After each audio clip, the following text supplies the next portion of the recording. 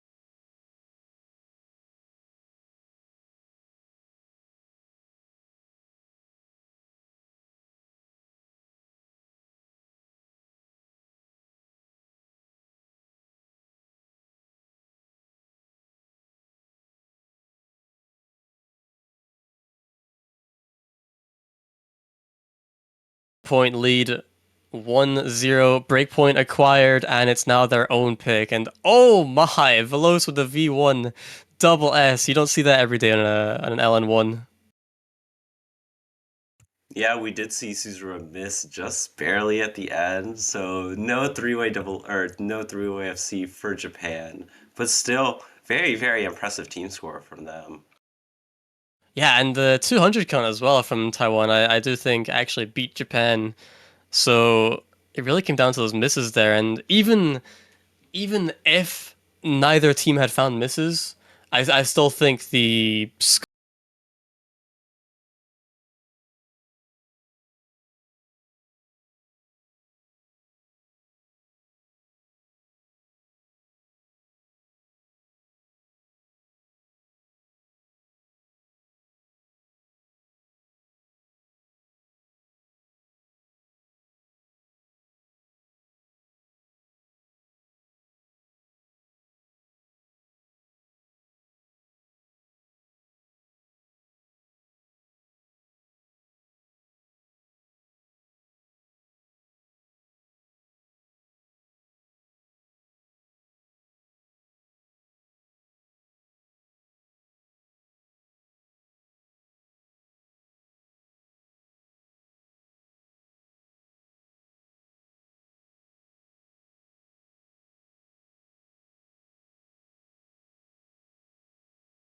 actually, we'll be going into the more, I believe this is the like faster jump stream map.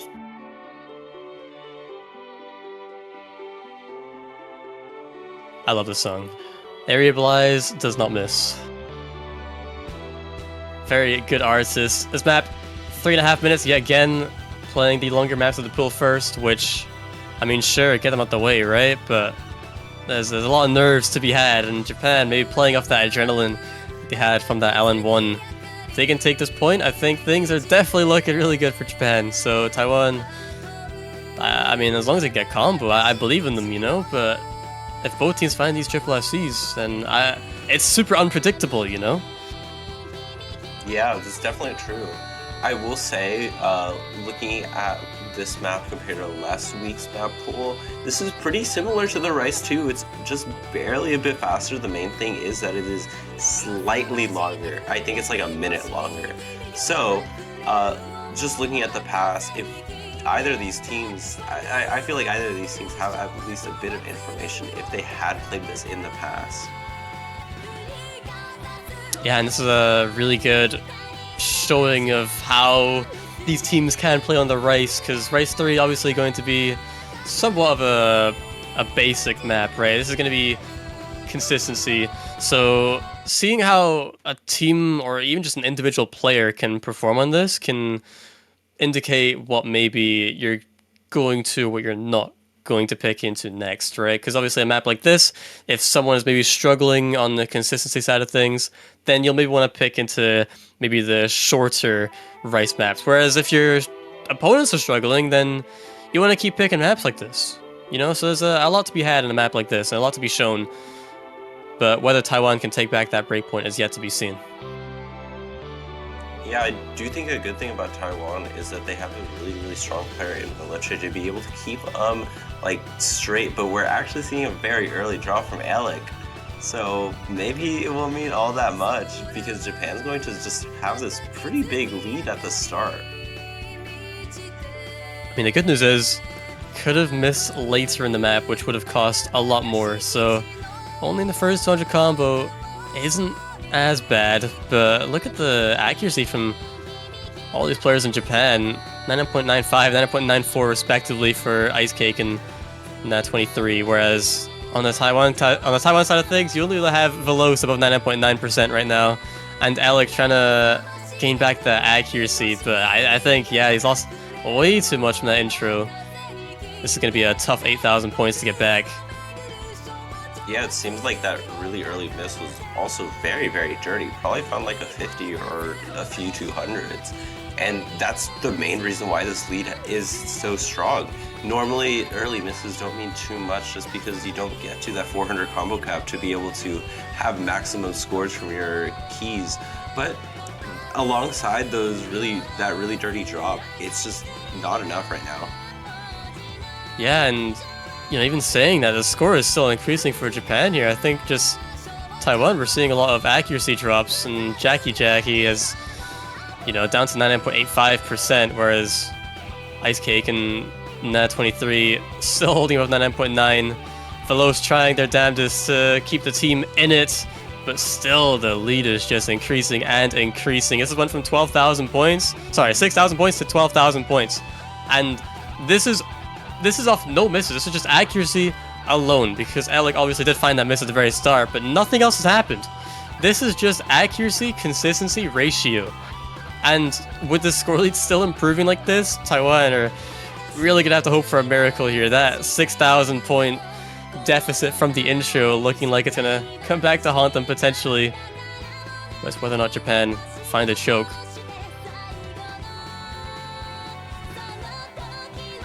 Yeah, and we get to this last quarter. This lead has been keeping still at this point. It is still at the 12K. So we'll need to see at least 2 misses from Japan. Hopefully they will be on 2 different players, but I mean, it'll have to be at some point, and it's not looking like that's gonna happen once again. Maybe we'll be seeing Japan not really three-way full combo again, but maybe we'll see them 3-way full combo for the first time in the match.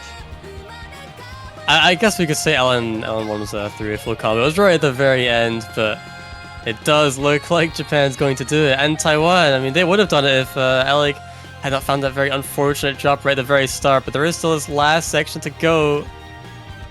And it seems like everyone is going to hit it. That is tech. I'm going to say it was a 6-way FC, right? Because Alec, it was right at the very start. I mean, cut the guy some slack, right? But 14,000 points, and this is really just a total accuracy difference here. I mean, Alec with the 587 300 count, maybe a little bit of an underperformance there, whereas we see 3 V1 double S's across the board, 2 from Japan, 1 from Taiwan, and really Taiwan got accuracy games there, and that is unlike what we saw on the LN.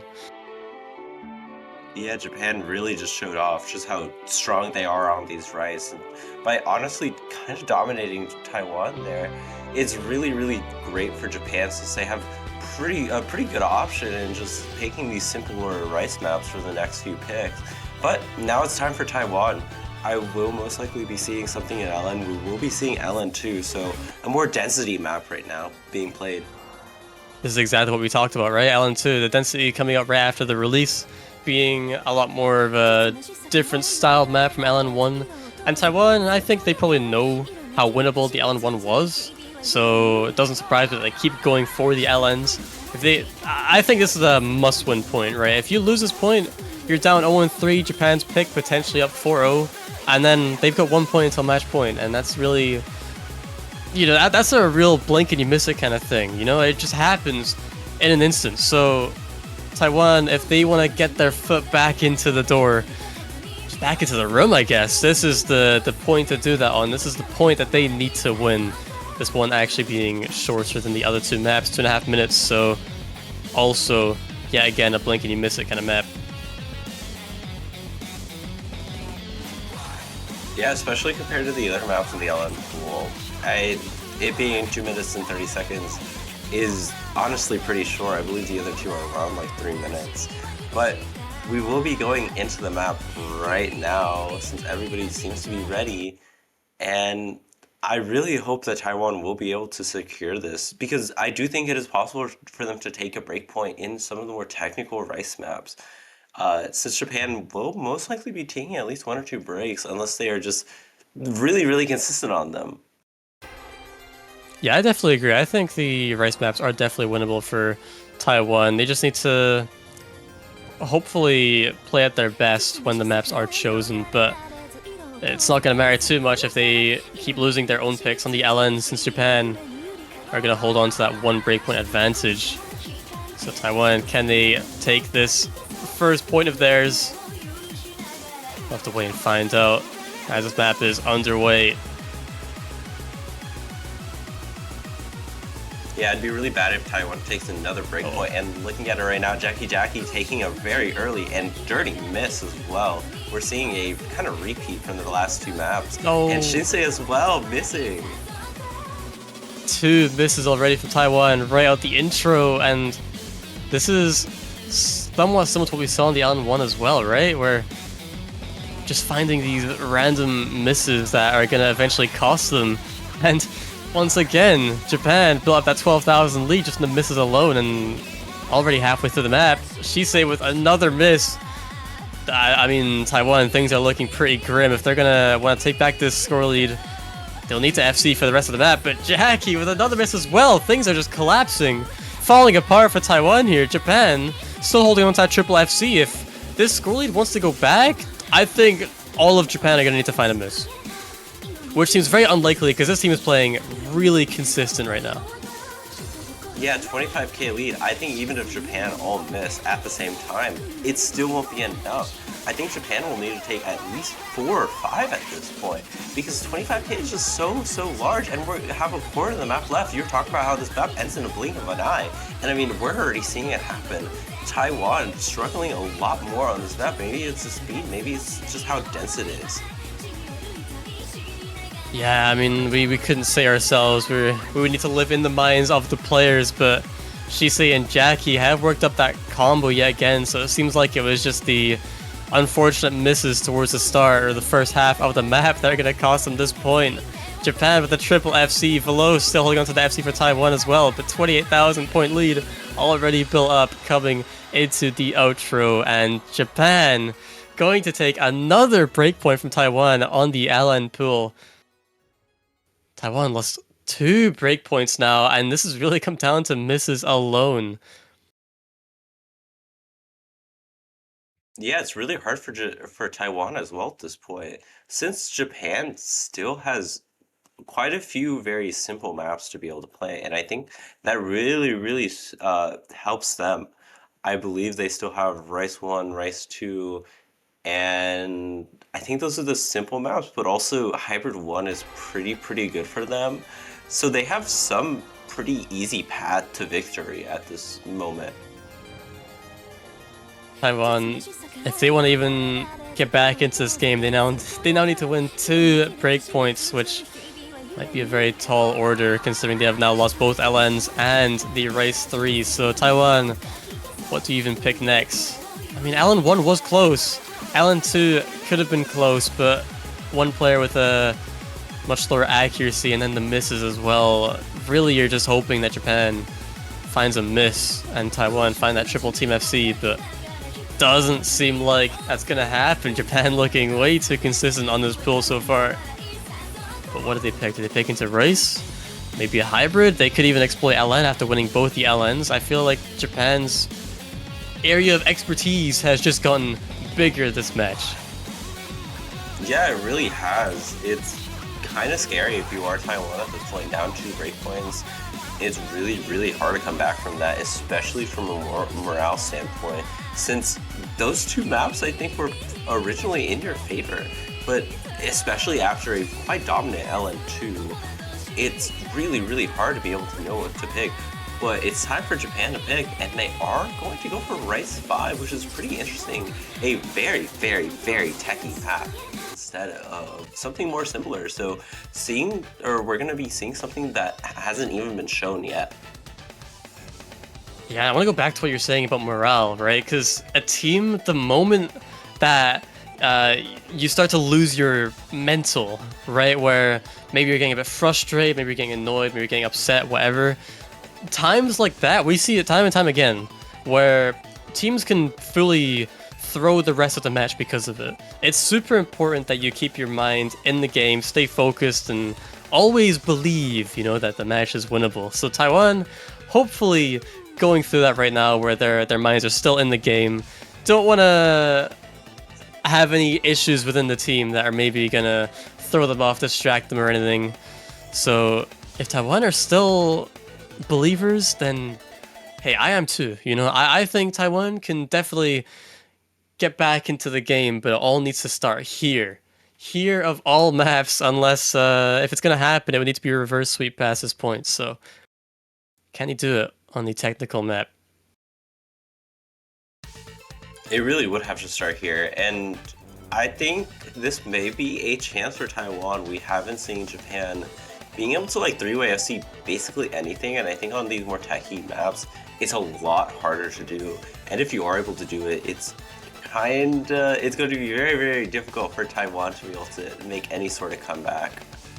But just starting off, we are seeing a slight lead for Taiwan, a really good sign right now. They're actually doing a lot better than we've seen in the past, but we have been basically only seeing a cord jack section right now, so now we actually get into some more awkward aspects. Yeah, these one-hand trolls, or that one-hand troll rather, is very nasty, very uncomfortable to play, but all players do get through it with relatively good accuracy. Shirokuma struggling on the Japan side of thing, but matched by Shisei, so overall this is the difference between Veloz and Nikuro Fanboy. And only 400 points halfway through the map. This is super close between these 2 teams. And Taiwan, I mean, this is... Oh no, Shisei fighting the first miss. Yeah, again, from Taiwan. Taiwan are the only team finding misses this match. But Japan still a lot of headroom to find a miss. And they do. Shirokuma gonna be the first one to find that miss on the Japan side. Bring the lead back to Taiwan, and even more comfortably now, 2,000 points in favor of Taiwan. Yeah, I believe Shirokuma found one or two 200s in that, and that is the reason why this lead has been able to swing over to Taiwan. Shise had a very, very clean miss in that section, and a quarter of the map left. It's looking like Taiwan has some life in them still. Uh, Velose doing really, really well to be able to keep up with Na. But with how close this score is, I mean, this is still an accuracy game. Gotta be really careful about your 200 count. Don't drop too many 300s either. 2,000 points is nothing to scoff at. Oh, but Nikuro Fanboy actually gonna find another miss in Japan. Now if Taiwan just hold on, I don't think accuracy is really that important anymore. They just need to have those FCs going into the outro, going for the rest of the map. And Shirokuma finding another miss for Japan. But she's... Oh, I was gonna say, okay, there's too many misses. There's too many misses. It does split Japan. Sorry, Taiwan are gonna take this point. Take the breakpoint back. We see a triple Team FC right at the end from Japan. Oh my, I actually think that could have went either way. There was too much going on, too many misses coming around from each player there, but Jackie and Veloce managing to hold on, getting those FCs for Taiwan. And I mean, just, oh my, look at the 200 count. Look at the ratios from both teams. This was a super, super close point.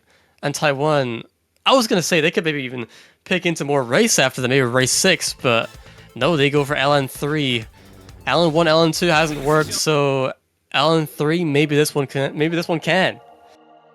yeah, I'm honestly surprised they didn't go for Rice 7 or Rice 6. Considering that Jackie definitely seemed like they played really, really well into those more technical maps. And even though Shise seemed to struggle a bit more towards the end, that's probably just like a bit of a stamina issue and can be overcome a bit just by trying to focus more on combo, since we did see Japan taking a lot more misses. But instead, we'll be seeing this LN, which is very, very interesting. Not my favorite pick. I'm not so sure myself with LN, considering they have lost both LN1 and LN2. Japan have, I mean, LN1 with the exception of a player missing at the start, but they have basically triple FC'd both LN1 and LN2. So, picking into LN again, Taiwan, I'm not doubting their accuracy capabilities here, but they need to get that combo. Combo is really what they're lacking in right now. If they can get that combo going, then sure, I can see this being a good pick, but with how the matches went so far, this is pretty scary. Yeah, I think this may be the first time where Japan feels, I guess, a bit scared. I think maybe before they've had a bit of a pedal just by having 2 breakpoints back to back, but taking their first breakpoint maybe makes them realize that they aren't as undefeatable as they think they are. Yeah, and that's definitely a very good first step for Taiwan here. If they can win this point, then they're definitely back in the game. Japan, after losing on their, what was a second race pick, then I think Taiwan can definitely get back into it, knowing that they found potentially Japan's weakness on the right side of things, whereas now Japan knows that, so they maybe not going to pick into the race 5 or race 6, and I think probably gonna come down to maybe race 1 or race 2. Yeah, definitely probably will, but I mean, starting off, we do see Shise taking an early drop. We've seen this consistently for Taiwan, and I do think this map is a lot more prone to misses, especially as we get into the chorus. So I wouldn't be too afraid if Japan takes a few misses during that. Yeah, and I mean, that one miss from Shise isn't gonna impact their score too much. I mean, 5,000 points within the first quarter of a 3-minute map isn't not recoverable. So Japan, if we see a drop come up from them or some accuracy drops, it can go back to Taiwan here. I'm not really worried for Taiwan. I'm only gonna be worried if Japan look as consistent as they do, or as they have on the other maps, that is. So if they can't hold on to their combos for most of it, then that would look good. But Taiwan finding 2 misses, but traded by Suzerain, so not gonna be too bad, but that is definitely going to be impactful. Yeah, I mean, we've been seeing Taiwan consistently miss, so I feel like that one miss from Suzerain doesn't really mean all that much. It's a start, but with Shise and Jackie constantly missing, over and over again. This lead is just consistently going to increase for Japan. It is at this 25k mark where it's very, very difficult to come back from. Yeah, she's Jackie is again with another miss, and there's only a third of the map left to go with 30,000 point lead in Japan's favor. I mean, Taiwan having two players really struggling on this map pick, and we were really questioning this LN3 as a pick choice from Taiwan, and I think rightfully so. As we come to the outro of the map, Japan double FC 1-1 miss. 46,000 point lead. This is the most dominant pick we have seen so far, and it's on a breakpoint too. So Taiwan giving back that breakpoint that they just got. Now need to work even harder. Yeah, Taiwan luckily has been able to take a point, so it's not as bad. But I mean, taking a break point and then immediately losing that like advantage that you had is very, very devastating. Especially by once again we are seeing a very dominant performance from Japan. 2 FCs on this map is kind of absurd, and as well as Suzerain only taking one miss. Japan almost at match point. Yeah, again, I mean the ratios are so close between these two teams, and the 200 count would be as well if not for Jackie's drops there with the 200s, but overall, this would have been a very, very close point had Taiwan not found those nasty misses. I mean, that could have even been their win had they not found those misses. So, still very close for Taiwan, but they're really struggling for consistency here, and it's just a sign that they're going to need to pick other maps. Right, LN is not going their way. All three LN maps that they have picked, they have lost. The only pick that they have won is on the Rice, and even still, the race was very close, but it's the most dominant that Taiwan have looked, and that's on the rice map. So they need to, in my opinion, follow suit with how strong they're looking, right? Pick into their strengths rather than picking into what you believe is Japan's weakness, which doesn't seem to be working. Yeah, I do wonder for Japan, we do see a Rice 2 pick, but I wonder if they actually want to pick the protective Taiwan at this point, for maybe their next pick, if they are able to get it. Instead, we're going to be seeing a more speedy jump stream map, which I think is pretty interesting for Japan, since they seem to struggle a lot more on the more physical maps. So we'll see how it goes, especially since Taiwan's Rice team last time was very, very strong, and even on the Rice 3, it was very, very close. Yeah, all came down to one player missing on both sides, but ultimately Taiwan did take their Rice breakpoint, so whether or not they can do it again on this Rice 2 is yet to be seen. But this map is 2 minutes, 23 seconds. I think this is the shortest one we've seen so far. So Taiwan, if they can just hold on for that length of time, I think they can definitely take their second breakpoint on this pick. Yeah, it seems like Taiwan is missing one of their players. I wonder if they're missing a player in general as well. I'm not too sure who normally plays at LAN, because it seems like Jackie seems a bit uncomfortable, especially on these LANs. Maybe they just haven't had enough time to warm up or something, though. Yeah, and with only LN4 left available, Taiwan, regardless of whether or not you win this point, you still have to pick next. And what do you pick, right? Because you played 3 LNs, none of them went your way. Do you pick LN4? Do you try a hybrid? Japan got C2 on hybrid 1 last week. So it's going to be a bit sketchy there. So Taiwan, I really don't know what you pick. You could, I guess your most comfortable might be one of the Rice maps, but I don't know. I really don't know. Yeah, we do say Shisei finally come in for Taiwan, so the match will start. I think this is probably going to be based off the misses, as we haven't seen just throughout the entire match. Be sure to watch out for probably Shisei as well as the whole Japanese roster, since they did play really, really well on that Rice 3, but this being quite a step up in difficulty definitely makes it a bit more difficult. I'm just gonna assume that Jinky's using a lane cover, because using that scroll speed without a lane cover would be diabolical. I'm not sure if they do. I do know that it is very, very funny that they use that lane speed, in my opinion. It makes everything seem so much denser, especially as the map, or as the BPM speeds up more and more. Oh, but Jinky actually the first one to find that miss. And now Taiwan have the early advantage coming out the first quarter of the map. This is looking pretty good for Taiwan here, right to say that though. Shisei does trade that back. Now whether or not the score advantage will be impacted too much is yet to be seen, but it looks like it will, and will most likely go back to Japan here. So it's just ratio accuracy alone.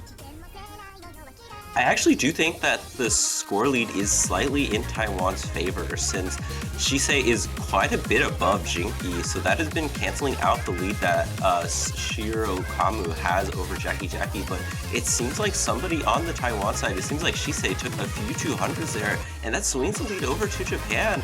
It's very, very small though, so even a few 200s once again coming out from any of the Japanese players, or if another miss comes out, will bring it back.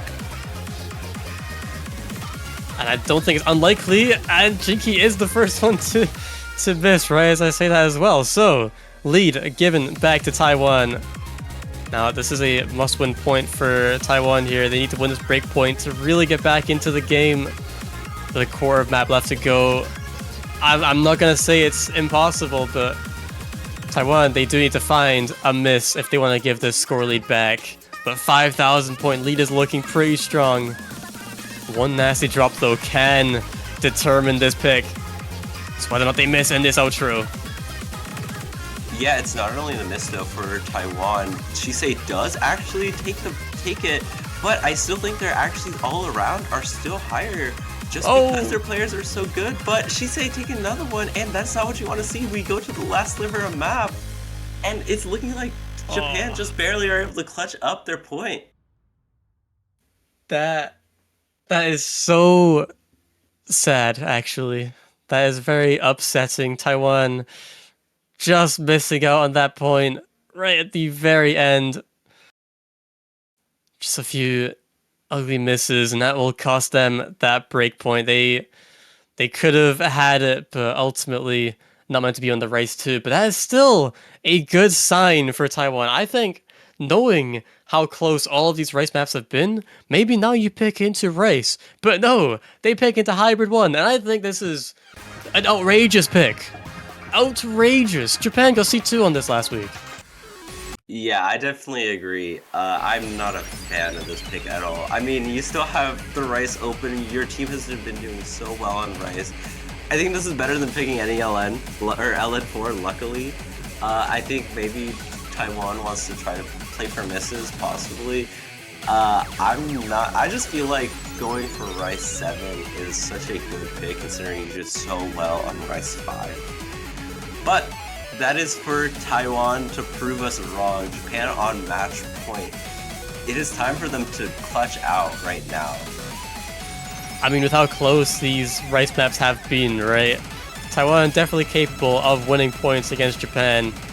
But if they want to get back into this game, if they want to win this match, they're going to need to win 4 in a row just to take us a tiebreaker. And 2 of those being break points. So it's whether or not they have the capacity to do so, and the maps available to do so. There is only 3 race maps left, so it's whether or not Japan actually pick both of them if given the chance, and Taiwan pick the third.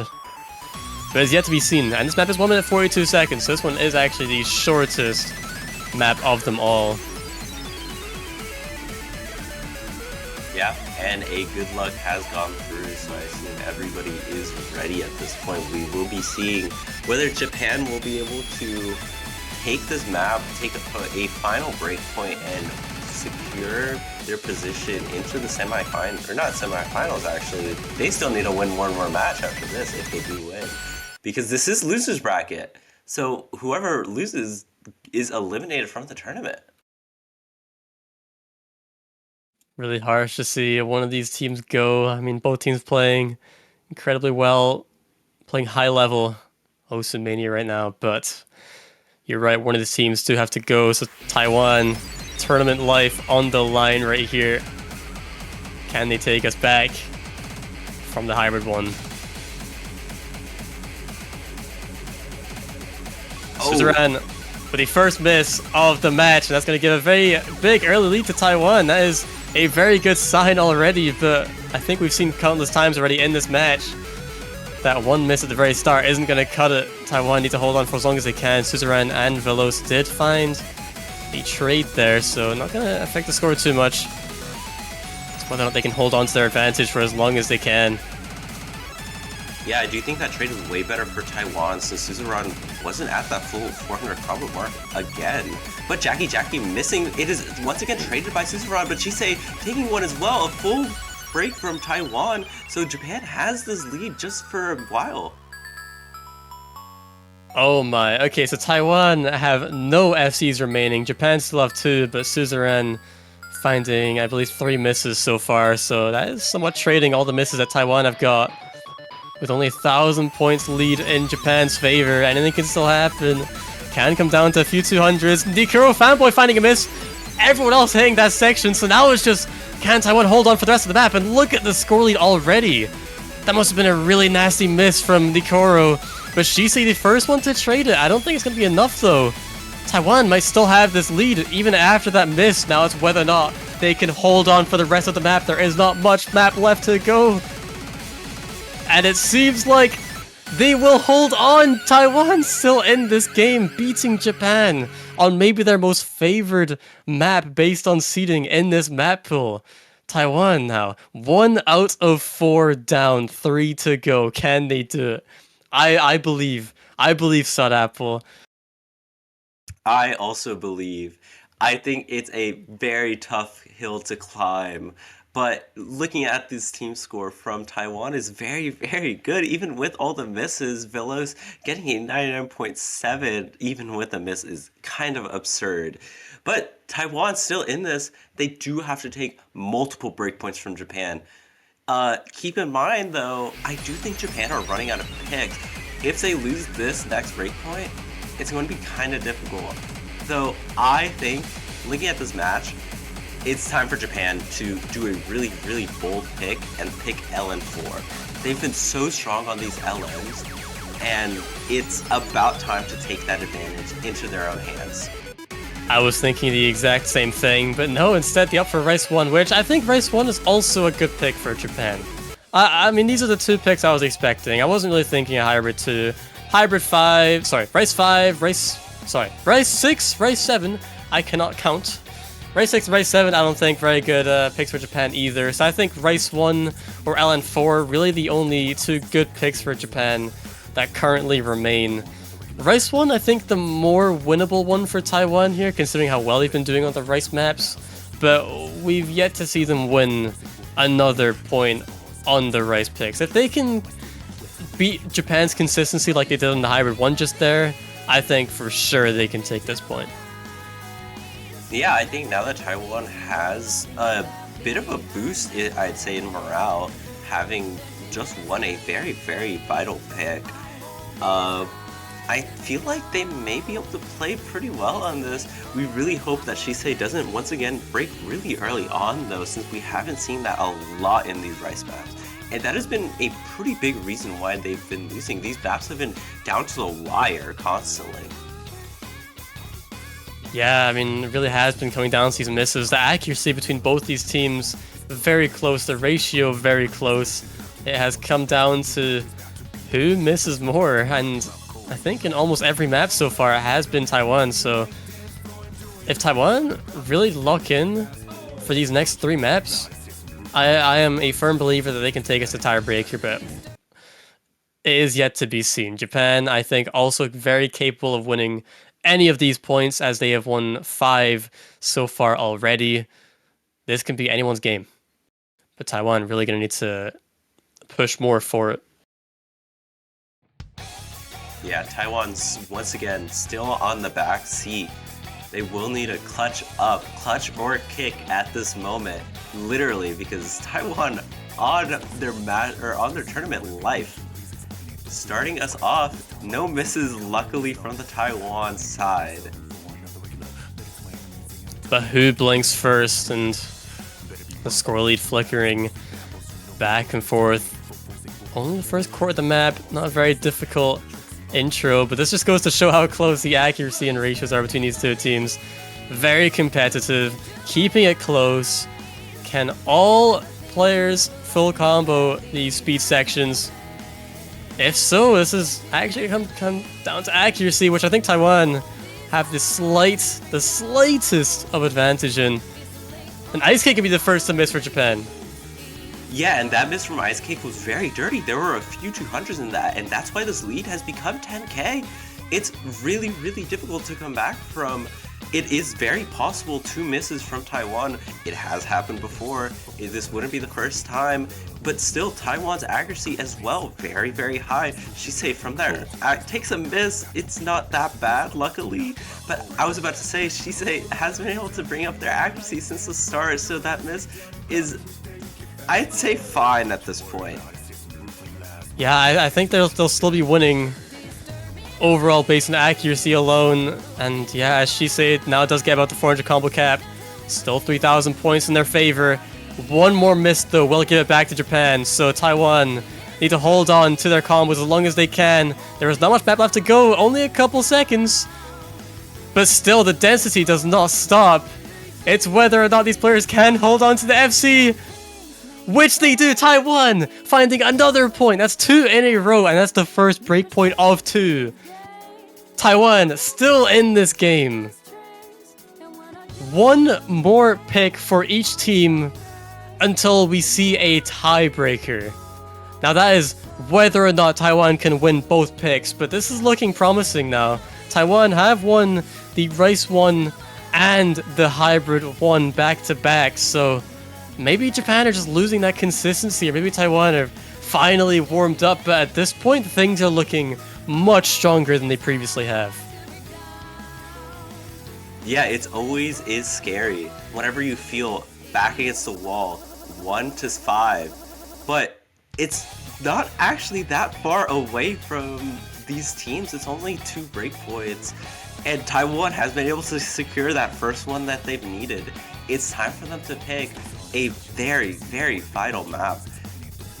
I am not too sure which one they should pick. I think they should be going for Rice. I would say Toki. Just because Rice 5 went so well for you. And we do see it. We do see Toki come out. A very, very technical chart for Taiwan. A chart where so many misses will most likely come out in a very short amount of time. And I think Japan has been struggling a lot with that. They seem to have a bit of a stamina issue and a bit of a physicality issue as well. But you know what this means, Sun Apple, right? If Taiwan does win this point, Japan have full choice in what category they wish to play, with Rice 6 still being available, Hybrid 2, and LN4. All maps being available, all different categories. So it's whether or not Japan finally pick LN4 and win against Taiwan on the category that they've been picking throughout this entire match and losing on. So I think now might be the time to do that for Japan. That's only assuming that Taiwan do take this point, though. Which, I mean, if they do, tiebreaker looking ever more likely. This would be one of the greatest comebacks that I have seen in a World Cup situation. Taiwan hopefully feeling it at this point in time. Yeah, I mean, I feel like tiebreaker is in not necessarily just the palm of your hands, not yet, but it's, you can see it, you can see that light of the tiebreaker. But first we need to win these 2 picks, and looking towards the future, that last pick that you have to win is a very, very difficult one, since the rest of the maps aren't the easiest. I would say especially for the Taiwan team. I'm not too sure about how this map is going to go. It's very, very 50-50, I guess. I did say that Japan can and most likely will be taking a lot of misses, but this will probably be the same for the Taiwan squad. I think it's going to be around how well you're going to be able to clean up your misses here. Yeah, and as we've seen in the last two maps, Japan actually the team finding more misses than Taiwan, and that's unlike what we saw for the rest of this match. So if Japan, yeah, again, are maybe struggling in the consistency department for the first time, then Taiwan actually going to be able to take this point, I believe. And if Japan don't fix things soon, then Taiwan have a very high chance of taking us to tiebreaker on combo alone. But yes, we have to get through the Rice 7 first of all. 1 minute 35-second long map. Very technical, very awkward patterns throughout. Very chokeable, as you said as well. Yeah, I would say as Japan, maybe don't focus too much on accuracy. Hopefully, I know it's really strange, especially on like a polyrhythm map, but I think Taiwan has been pretty good in terms of this rice accuracy in general. But as we go into this map, about halfway through already, this is extremely short. No misses so far. This lead is flickering back and forth between the two teams. It seems like Taiwan has a slight lead, but it's hard to tell just because of how close it is at this moment. I'm just waiting to see a miss come out from any of these players, but the lead's going back and forth. Only a third of map left to go. This map has been so close. I think Taiwan have to slightly, but Shisei actually gonna be the first one to find that drop. Only core map left to go. Japan need to find a miss within the next 20 seconds. But see how much of a miss makes a difference. Yeah, and that miss from Shisei was absolutely absurd. They found so many bad judgments. And Japan at this lead 15k, they need something similar to come out for so that Taiwan can win. But it's not looking like that happens. And Shisei taking another one that secures that Japan is going to move on and see the next round of quarterfinals. That map really came down to the wire. I mean, we see 3 V1 double S's. Shisei with the unfortunate misses. Had those misses not happened, I do think Taiwan would have won that point on accuracy. But I'm not too sure. It would have been really close. You have two 994s on the side of Taiwan. But overall, I mean, that was definitely a chance. There was definitely hope for Taiwan. I don't think that was necessarily a bad pick. We saw how close that was until the very end. Japan really taking us the distance there, but ultimately winning their match. C12 progresses through to their next match, but not to the next stage. Yep, sadly enough, Japan will have to face the winner of Brazil versus Thailand. So we'll be seeing quite a few interesting things to happen. But with that being said, thank y'all so much. We still do have another stream going on, or another match going on basically immediately. It's in 5 minutes. It's going to be Malaysia versus Indonesia.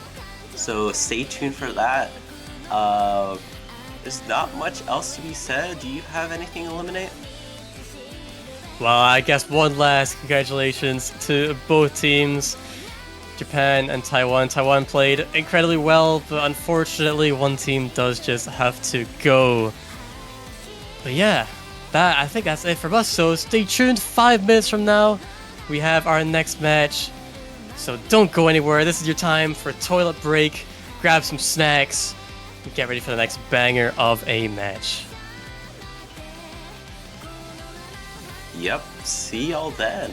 Also, bangers kind of sounds like banners, so be sure to buy that.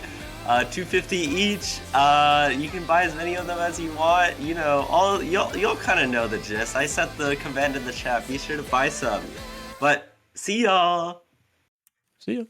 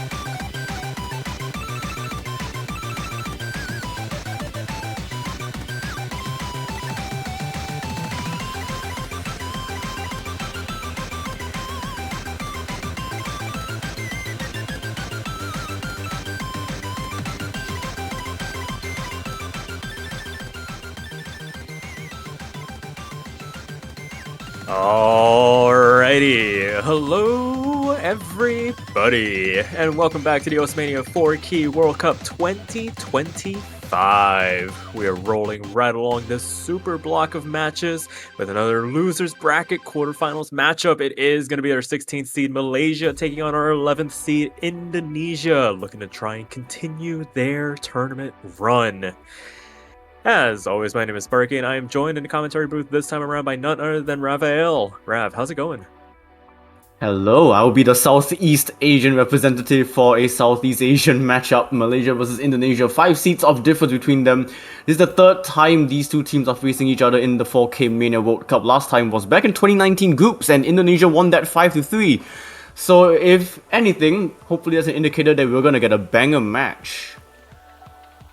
Yeah, this is hopefully shaping up to be one for the ages. We've had some pretty back and forth matchups in this block already. Some intense back and forths and some heartbreak moments in dying moments already. So maybe this one could go the distance. And it looks like Malaysia winning the role, gonna get the first protect here. And I mean, historically, I've always pegged Malaysia as a bit of an LN leading team, and sure enough, staying true to form, LN2 going to be the protect for them here. They did protect LN1 last weekend, so going for another LN protect, not surprising. LN2 is interesting, because that's the density one, not the coordination, but all's fair. And Indonesia will be protecting Rise 6, Kyomen no Nami. Yeah, a bit of a more technical pick on their side. I imagine this could quickly devolve into one of those like LN versus Rice dichotomy matches where Indonesia might feel more comfortable on those Rice picks. Malaysia might want to opt for those hybrid LNs. I think the bans will kind of give us a tiny bit more insight, see if maybe Indonesia removes LN1 or maybe something like LN3. But no, we're going to opt to get rid of Rice 3 instead. I was about to say, because Indonesia did ban Rise 3 last weekend, but interestingly enough, Malaysia also banned Rise 3 last weekend. So, if Malaysia were planning to ban Rise 3 for the quarterfinals, they will have to ban something else. And it's probably going to be a Rise map, regardless. Something like Rice 2, Rice 4, maybe, if they wanted to get rid of the bog standard type of picks. They could throw something else out there, maybe like Rice 7 on the cards, Rice 5 also. I mean, anything on... basically anything on the upper side of the map pool wouldn't be surprising. Rice 5 going to be the opt for them.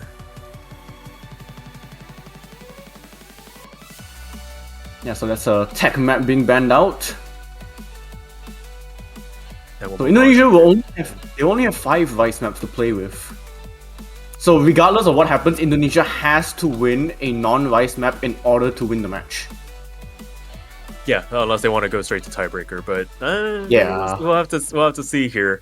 And Malaysia gonna opt to go straight for their protect to start things off. LN2. Also, I'll probably have to correct myself because I did say Indonesia banned Rise 3 last weekend. Them banning Rise 3 this weekend, because now that we have an extra Rise map, they banned the Stamina map, not the Kojak map. So the Kojak map is still open, which is going to be very fun if that ever gets picked later. Yeah, I mean, we've already seen some pretty nutty scores on that. I mean, Chile last night, what, 1,800 points from a perfect? Yeah, I went to check the VOD and that's definitely one of the team scores of all time. Absolutely. I was just shaking my head the entire time, and I was watching it literally right then and there. Incredible, honestly. And that's the first match of the quarterfinals as well. We still got so many matches to see if teams can destroy the Kojak map even further. But until then, let's see how Indonesia will fare on the LNs. Yeah, for right now, gonna get everybody situated here for this first map. Getting everybody in their spots. Looks like for Malaysia, it's gonna be Yon Hong, Leon, and Jalai. Indonesia gonna have Resord, and Rei to contest on this one. The good luck's coming through.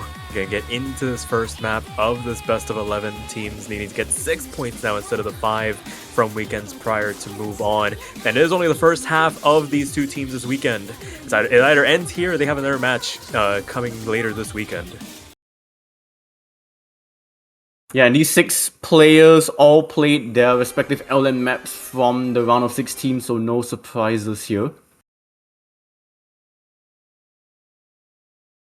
Yeah, just the quintessential LN lineups for these two countries. Probably going to see them contest on any of the LN picks so far, unless they do some like mid-match shakeups. But everybody getting through this introduction, pretty standard fare opening. The density really doesn't start to ramp up until later on, but you want to start things off on the right foot, and I think everybody's lived up to the billing so far. Yeah, it's going to be quite interesting to also see how Malaysia will fare with a tougher map pool, because they are seed 16. Some of the players, yes, they are experienced in MWC, but the physicality of these maps ramps up, and we'll have to see if they are able to keep up. Yeah, absolutely. But so far, doing pretty well for themselves. Everybody in this lobby holding on to their FCs, the lowest accuracy in the upper 99.7 range. And I feel like that's really kind of been the mark that a lot of teams have been needing to hit to ensure that they're either stopping the other team from running away with the lead or holding on to a lead themselves. And right now, Malaysia doing everything in their power to keep it on their side. 1,200 points to the good going into the halfway point of the map that is still teetering on a knife's edge to open this match up. Yeah, Indonesia doing extremely well to just follow behind Malaysia. Accuracy wise, yeah, and Rezoid being a little bit behind, as well as J-Lai, but Ray is gluing this run for Indonesia.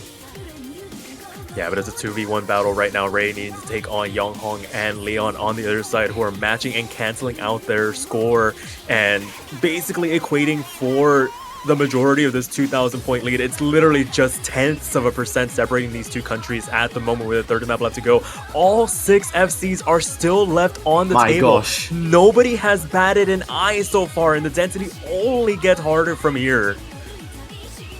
Yeah, Malaysia still holding extremely strongly, with their most experienced player Leon leading the charge. But it is by slim margins. As the map is about to approach its ending, Indonesia can still have an opportunity towards the end if Malaysia make any sort of slip up, any minor mistake here. They are holding on still. The map will finally come to its closure, and Malaysia will sneak out this very small margin and take the first point of the match. That's insane. 6-way FC. You look at those 6, yeah. scores, and you're seeing like Wow. 990k is the lowest score in this lobby. You have 3 players that can swing a score like that. You think, okay, yeah, I think we have that point in the bag. No, you lost it by about 5,000. That's insane. An insane team score from Malaysia to get their first point. Just insane scores all around. Mhm. With the lowest score being 990, like you mentioned, like, that's incredible. All PFCs as well, no bad judgments apart from 200s. Yeah, this unfortunately no V1SSs, but I mean a black flag from Leon. Yeah. You take that. You needed that performance from them, and backed up by Yonhong as well, 994k, and J-Lai not too far behind. I mean, any one of them has even the tiniest little slip up, and there was Indonesia all the way through, ready to strike. I mean, not really much Indonesia can do from that position. I mean, that is about as clean of a run you can ask for to try and respond. Very well played from Malaysia. Considering the fact that Indonesia had a very strong LN2 score from last weekend, they got 3rd out of 20 teams. And Indonesia immediately going for Rice. This is going to be how the rest of this match is probably going to be played out. LN and Rice. Yeah, and the fact that all 4 LN maps survived the banning phase, I'm thinking Malaysia's pretty happy about that. Don't need to commit to any of the hybrids. Unless like absolutely necessary if they need a shake up. I mean, options always there for Indonesia as well in case the rice maps don't start going their way, but you imagine Malaysia is probably the one that's gonna want to eke those out before too long, faster than Indonesia. But right now, Rice 1 gonna be the pick, a little bit shorter, just shy of 2 minutes, and we're gonna see some massive lobby shakeups. J-Line and Ray staying for the respective countries, but AAPQ, Albert, Fear, and Vast coming in for their respective countries to round out the more rice-oriented rosters for these two countries.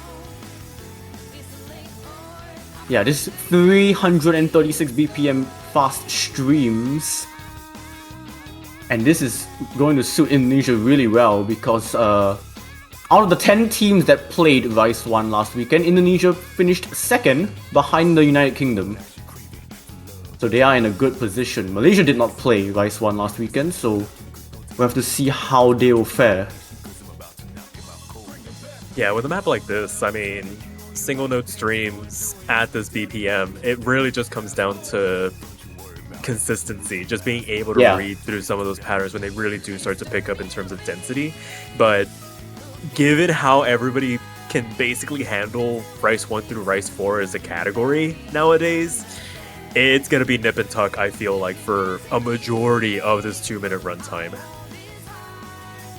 Yeah, and even though it is only just 2 minutes, there is also the factor of mental stamina. Once you play these streams for a good amount of time, the fatigue can start to settle in, and that's where you really need to completely lock yourself in. Yeah, just saying. But that's also where you are the most fragile. Very much so. Just needing to maintain the strain through the phrases and transitioning into the sections thereafter are going to be of the utmost importance. But going to see how Indonesia responds. Their first pick in this match. See if they can keep things level or if Malaysia can pick up an early break point and really throw this match wide open.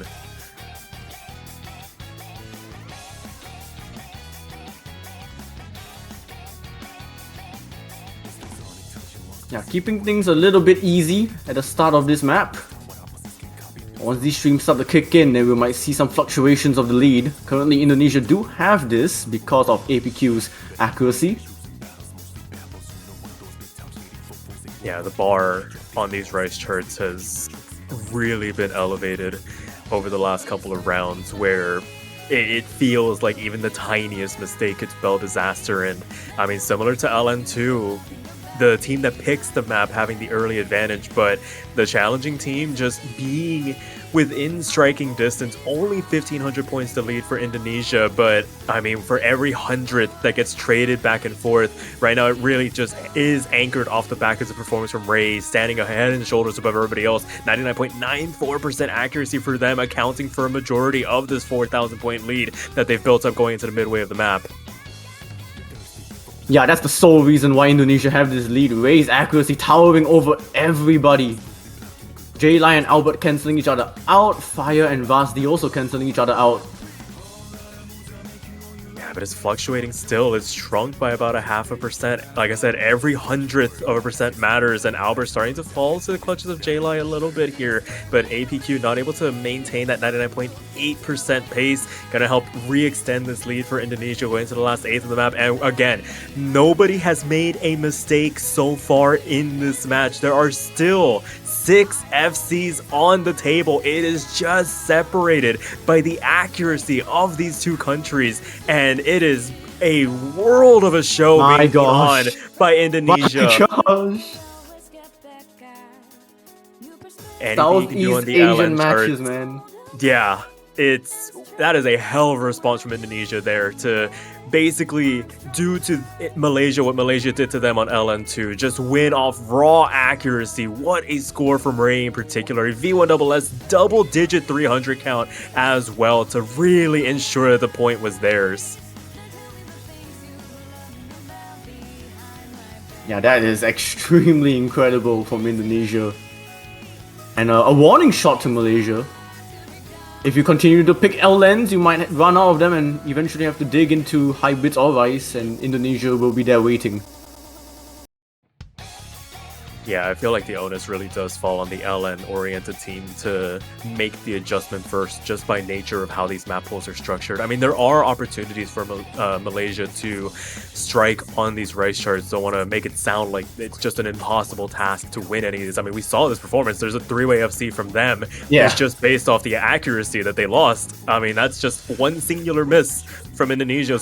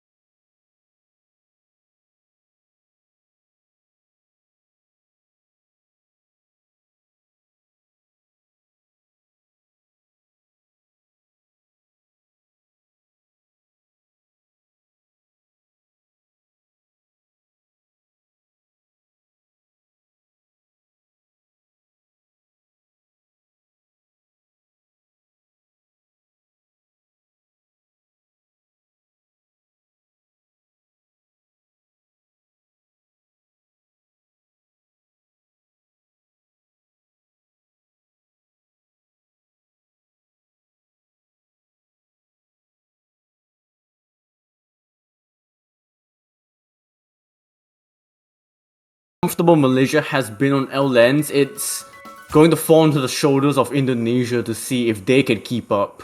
Mhm. I mean, so far they've looked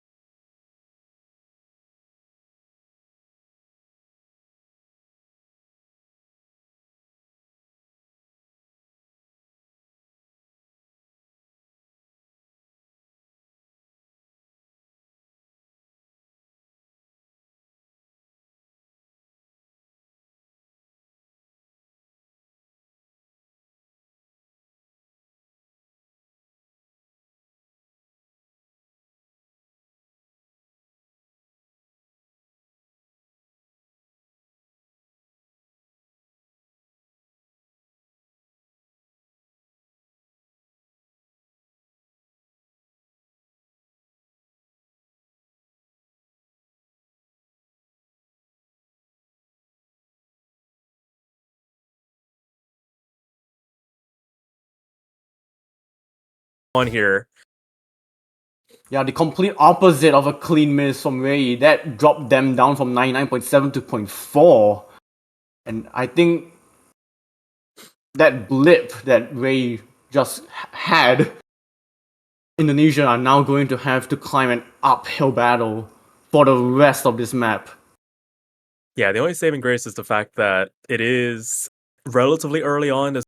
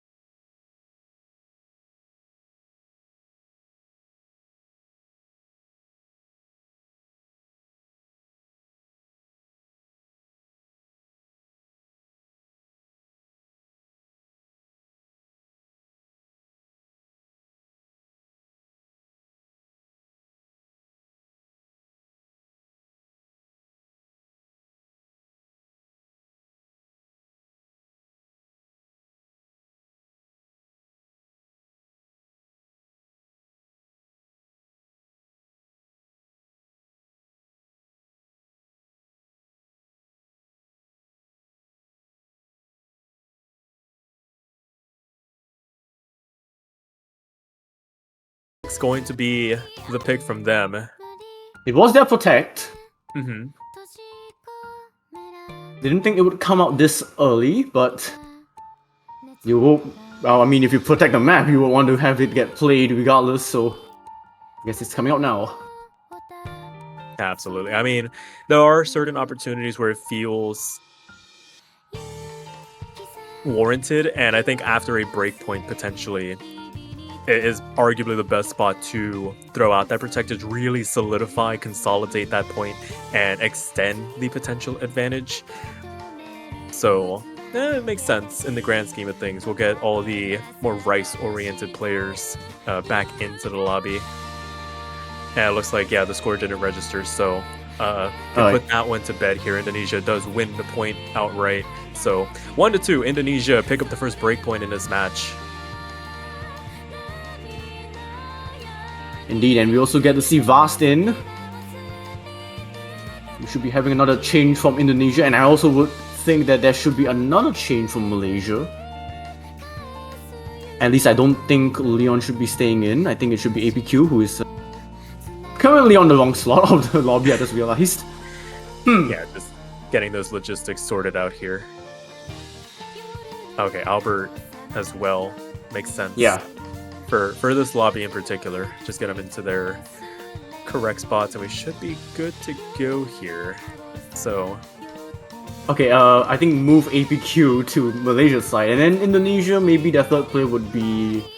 I would say Fire? It's either Fire or Yeah, but I think Fire makes more sense. yeah, we'll just have to wait and see. Just, there we go. See the swaps happening now. Get everybody into the right spots. I mean, or you don't want your score to register for the wrong team, lest it be one of the best scores of all time. Oh, maybe Leon needs to be kicked out of their spot. That makes sense. That makes way more sense as to why they were staying. Oh no. It's like, no, they were No more. adamant. No more Leon. No more internet issues, please. Alright, there we go. Fire's also in. There we go. Yeah, so true to form, what you were referring to, seeing Fire in. And we can get this show on the road. The good luck's coming out. And see if Indonesia can capitalize on this early breakpoint, make it 1-3, and really start pushing the advantage against Malaysia here.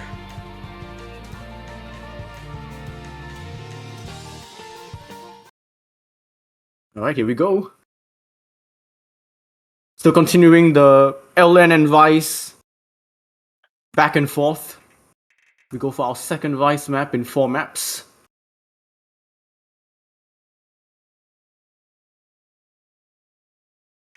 Yeah, just And like getting you everybody mentioned, loaded up.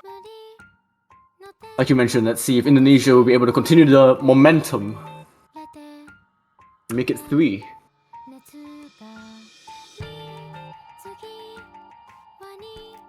Very gentle start to this map. A pretty decent opportunity for everybody to kind of stretch their muscles, get acquainted with the overall BPM before the layering really starts to ramp up. And Fire, though, going to be picking up the early drop before the map really starts to get going here. Is before that 400 combo cap, so not going to do the most damage, but it is a pretty dirty drop overall. Albert, the next one to find the drop. Not the start that Indonesia was looking for here. 2 FCs already off the table, and all 3 FCs from Malaysia still intact here. That is not in the script. Indonesia having to play catch up by 5 digits. Malaysia looking ultra comfortable so far. Yeah, 99.84, the lowest accuracy for them, and now incredible team score for the moment. A third of the map already gone through. If they can maintain this consistency, heck, they even have a miss or 2 in the back pocket to work with. You don't really want to tempt fate here, but 11,000 points is a pretty strong cushion to work with here as things stand. Yeah, of course, we are only still in the first half of the map, so many things can still happen. Indonesia managing to recover pretty nicely with Fire back up to 99.8. Albert, though, struggling 99.6. Yeah, lagging behind overall, going to be putting a bit of a damper on that recovery effort, and it's going to help grow this lead for Malaysia. Ray doing everything in their power to try and keep this lead in check and doing a phenomenal job of it on their end. The sole surviving FC for Indonesia beating out everybody on Malaysia, and APQ going to be finding one of the misses traded back, going to cut the lead by about 4,000 points. Now 7,000 is the cushion for Malaysia to work with going into this last third. Yep, and we go back into another streaming section here. Malaysia still doing all they can to hold on to this lead, but it is shrinking now as Vaz will find a miss, and that it will be the equal trade to Indonesia's drops, and APQ puts another dagger into themselves. Indonesia have reeled this one back. Lee swings back over immediately. What was a 10,000 point deficit turns into an 8,000, 9,000 point lead through this outro. An eighth of the map still left to go. Not out of the woods by any stretch of the imagination, but looking really good for Indonesia after that really rocky start. Both their players, Fire and Albert, starting to contribute immensely to the overall team score and helping bolster this outstanding performance from Ray. All things said and done. It was looking dicey there for what, 3/4 of it, but Yeah. Indonesia going to be able to hang on. Heart and mouth moments for them, but they're going to be able to consolidate that break point and make it 1-3 here. And the player that brought Indonesia to their very first podium in 4K MWC sets a V1 double S and brings Indonesia to 3. Oh, a heck of a performance. Ray has really been showing out this Amazing. match so far. I And mean, also kudos just shoutouts to like Fire and Albert as well for like not faltering further after their combo breaks. Yeah, it's very easy to get in your own head with early drops like that, just being like, okay, this run's probably over. But no, they stuck through to it. Those are some really good supporting scores as well. And we start to see the substitutions coming through from Malaysia, probably showing that they're going to opt to go back for those LNs. It's just a matter of which one when all is said and done. LN3 on the cards, LN4 as well. I mean, the hybrids are always there for consideration, but I feel like they'll probably stick to what they know. Yeah, I'm gonna predict LN3. I wouldn't be surprised if LN4 came out, but LN4 might be the harder LN of the two. Yeah, potentially. All right, we'll have to wait and see. Right now, we'll get the scoreboard corrected before too long. Indonesia haven't earned a 4th point just yet. Oh, get that little light taken off. Thank you very much. And there we go. Have the correct representation of what the score is as we wait for Malaysia to throw their pick out. They do still have. I'm not sure if the waiting for the. oh, okay, Okay, okay. hybrid one. I can Move get away. behind it. Moving away from the outlands, we're going to go to the hybrids now. Bison charge, picked by Malaysia, not Indonesia, but we can get that rectified as well. Oh yeah, the colors. Yeah. But the little things. But yes, Malaysia did choose hybrid 1. I can see this. I mean, they would have had to have dived into the hybrids before too long. So, not surprising that they opt to go for it now. Maybe just wanting to shake things up a little bit, not wanting to have a potential LN1 happen to them again, where if something were to happen, better it be on the hybrids than the LNs, but I'm pretty sure they've got things sorted out by the looks of it here. Yeah, it feels like Malaysia definitely have some kind of plan. If things aren't working out, then maybe just go to the hybrids to hope for something. And I should believe that the two rosters here should have been the LN rosters, but we do see APQ instead of Leon. Yeah, maybe just wanting the rice balance on this particular chart. It is pretty rice heavy overall, with the LNs as well lending some difficulty, being able to maybe just tank their way through it, maybe just wanting to get 3 consistent FCs on the board at the expense of some of the accuracy, hope to catch Indonesia on a couple of misses. So we'll just have to wait and see how that pans out for them. Like I was saying, it's like they're gonna have to lean into these hybrids before too long, before they exhaust all the LNs in the pool. So might as well rip the band-aid off early, and pretty strong starts across the board as everybody makes their way to that 400 combo cap. Yeah, and actually we do see Resurrect and Yes struggling with a bit of accuracy.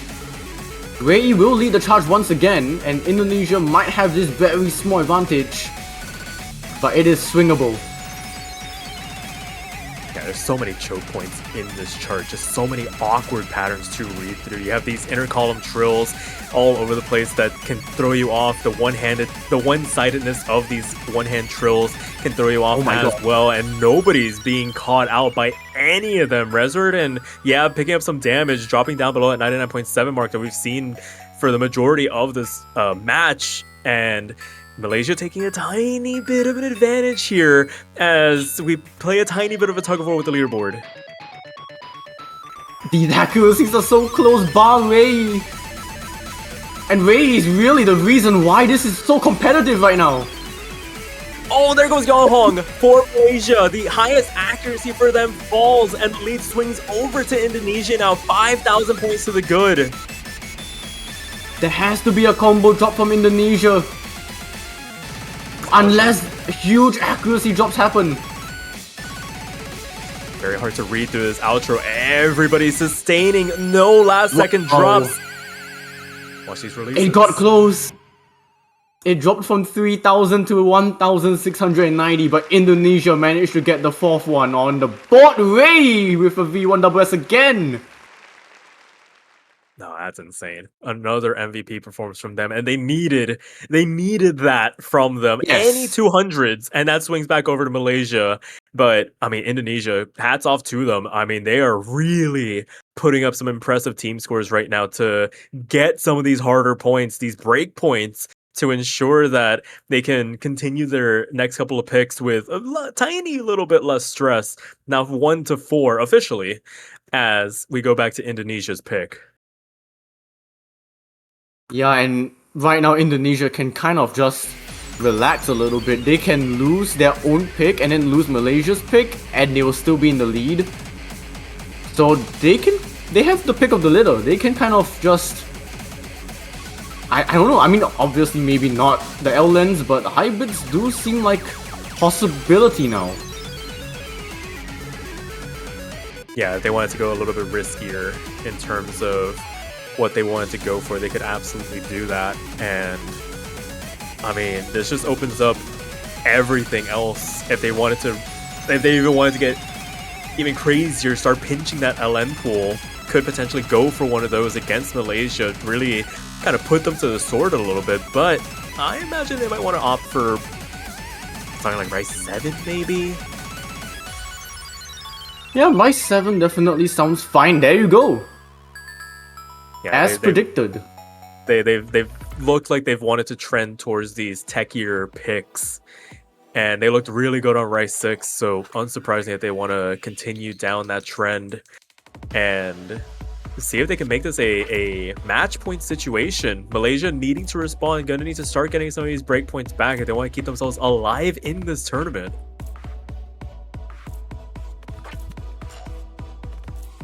And once again, we'll be seeing a couple more swaps.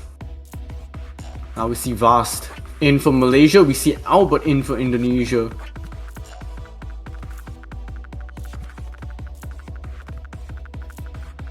Yeah, this one, being as short as it is, 1 minute 30 seconds, I mean, teeters on a bit of a knife edge.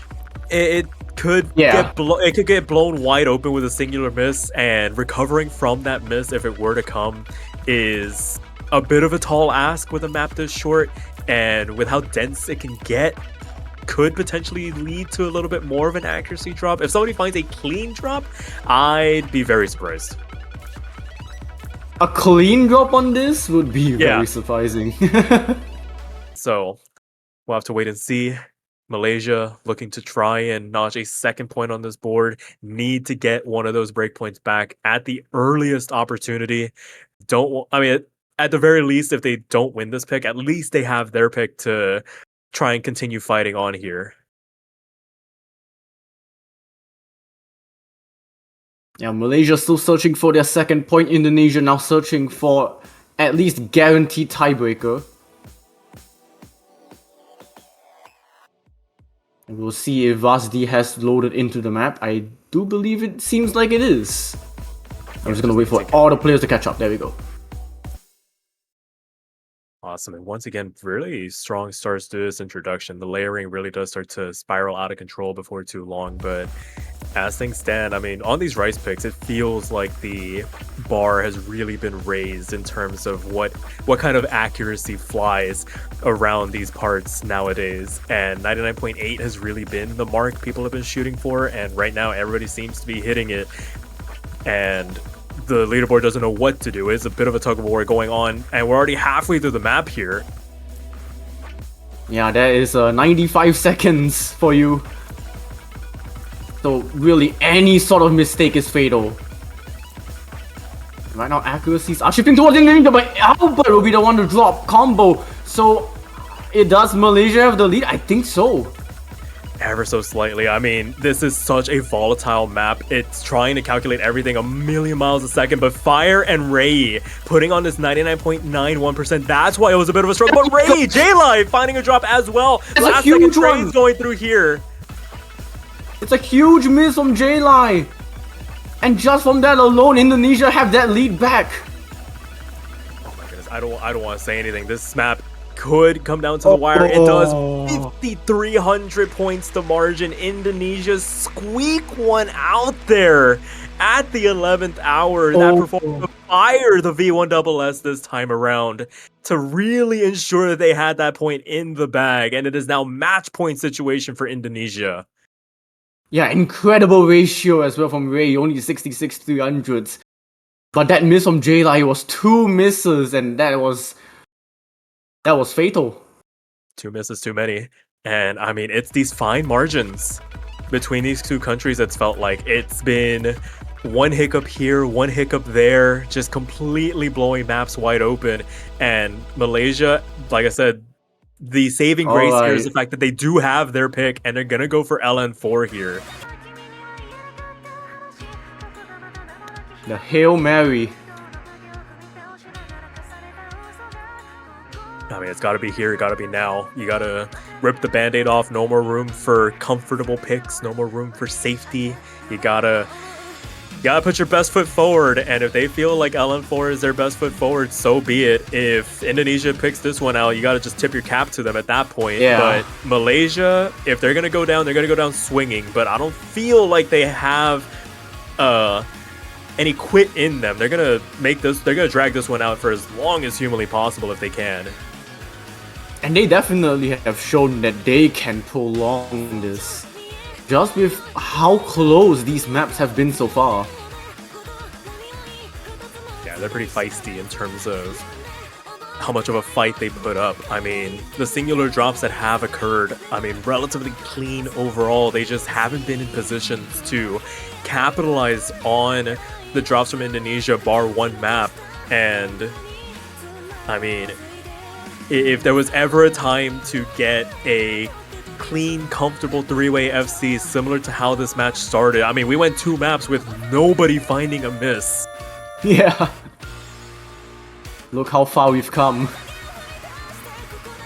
I mean, when it comes down to it, I mean, these players are human. They they do make mistakes. Oh yeah. It's just whoever makes it's always the last one that gets you. And so far, it's felt like Malaysia's made that last one. This is their best opportunity to put things right. A very long map to ensure that they have room for recovery if they do find anything. And once they do have it, they need to sustain it through the entirety of this 3.5 minute gauntlet.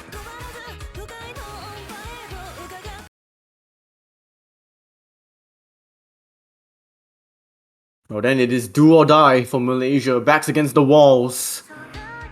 If they lose this, they are out of the World Cup. Win this, and who knows how far they can try and bring this forward.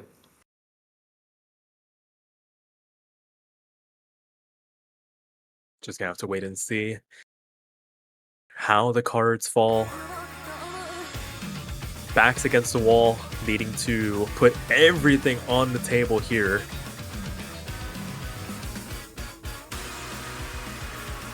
A bit of awkward start for J-Lai. The only outlier. Actually, Leon as well. Dropping quite a bit there. Yeah, early going, gonna drop them down to that low 99% mark. Gonna make the recovery run before too long, but Rezor going to be the first one finding the drop for Indonesia. Gonna give a tiny bit of a lead to Malaysia, but the fact that they've got two players needing to climb back up to that 99.7, 99.8 range, gonna make it a bit less of a lead that they could have taken advantage of. Still 4,000 points. It's still a pretty significant margin for them to work with. One of the biggest ones they've had in quite a while, it feels like, as we make our way to this first quarter of the map. Yeah, I did say that J-Lai had an awkward start. Well, they have managed to recover back up to 99.7, almost matching Yonhong. But Indonesia also slowly catching up. Resolute back up to 99.56. Matching Leon and J-Lai will miss as well. This lead might shrink depending on the accuracies of Indonesia.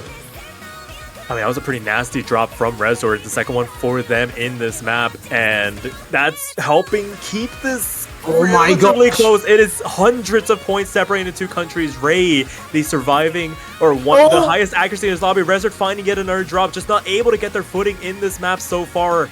As we continue on here, the lead regrows to about 4,000 points in favor of Malaysia, with half the map still left to go here.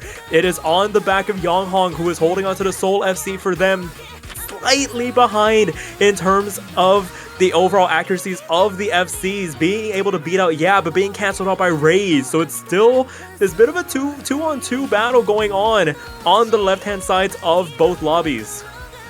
Yeah, but Resolute is definitely struggling on accuracy now, trying to recover back, but only teetering above 99.4. So this lead will stay in Malaysia's favor, but we still got a bit of the map left, about a minute and a half.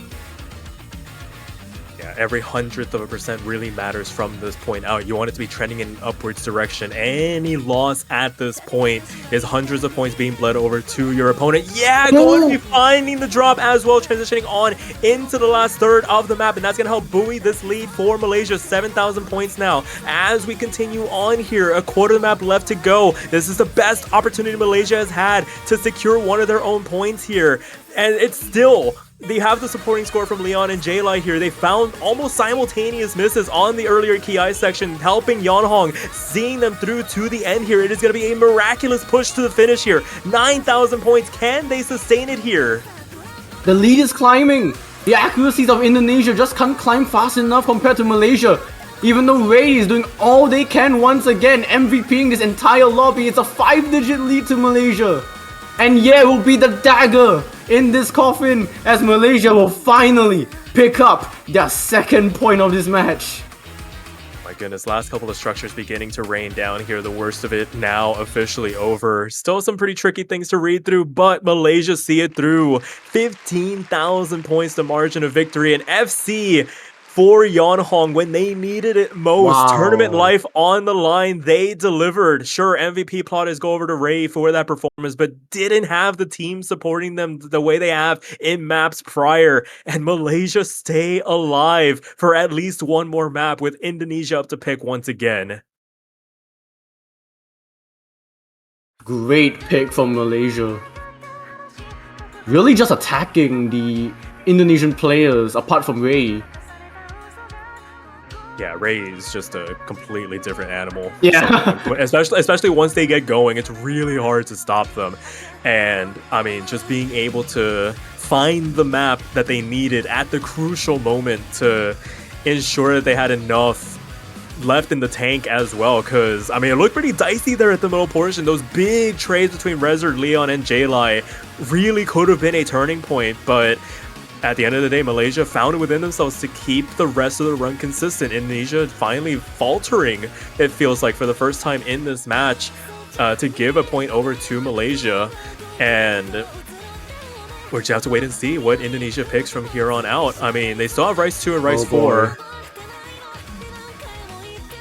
Yeah, but Rice 2 is the jump stream, Rice 4 is the court jack. Okay, well, Rice 2 will come out, but these two teams have played Rise 2 from the round of 16, which was still all scared of Ouija boards.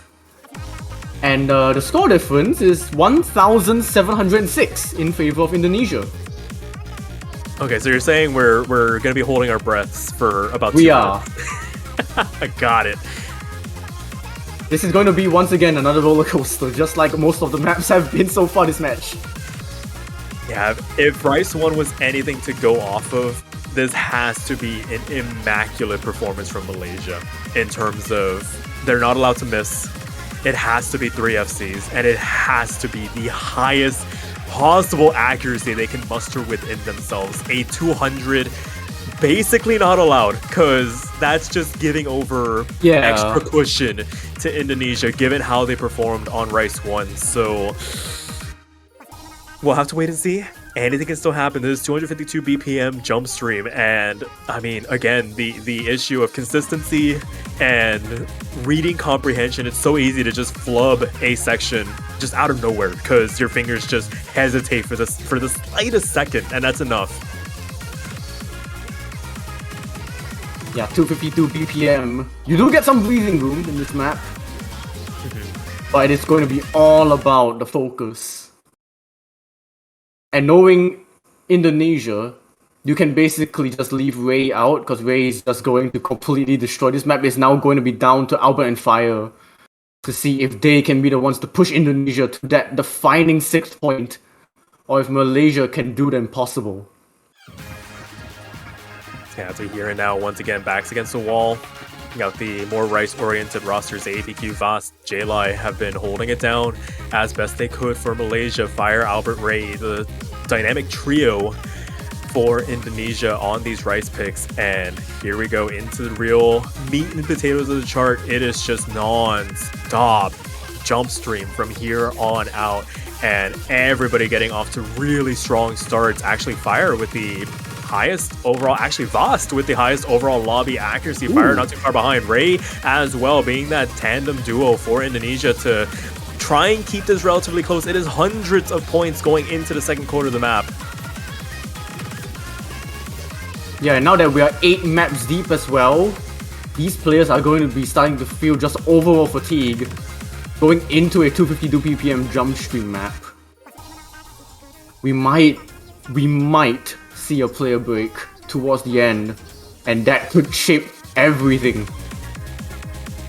Yeah, I'm always worried about these calmer sections when things really start to slow down. If you take your foot off the gas just a little bit too much, that's when the mistakes really do start to come out. But so far, I mean, it's harkening back to the beginning of this match.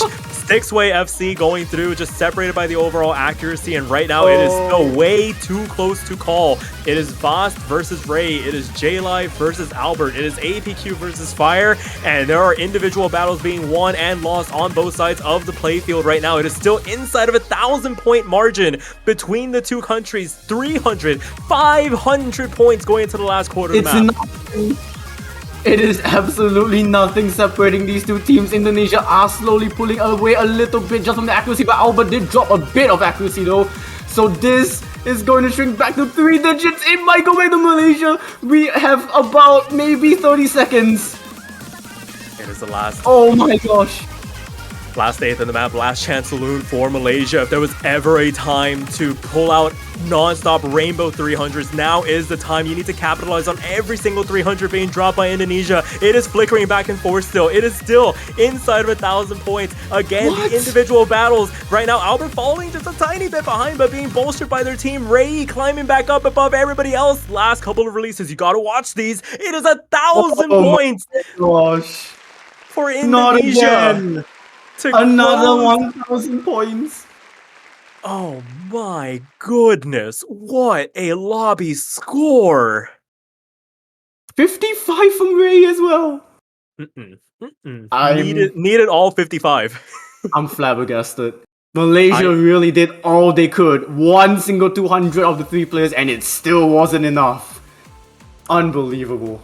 Unbelievable. That is, I mean, it's maps like those where you just have to tip your cap to your opponent. It's like, all right, we did everything we possibly could, and unfortunately, it just wasn't enough. Kudos to Malaysia. That was a hell of a fight. Some of those maps came down to the wire, but Indonesia keeps themselves alive for at least one more match. They're going to play later on this weekend, and we say goodbye to Malaysia here.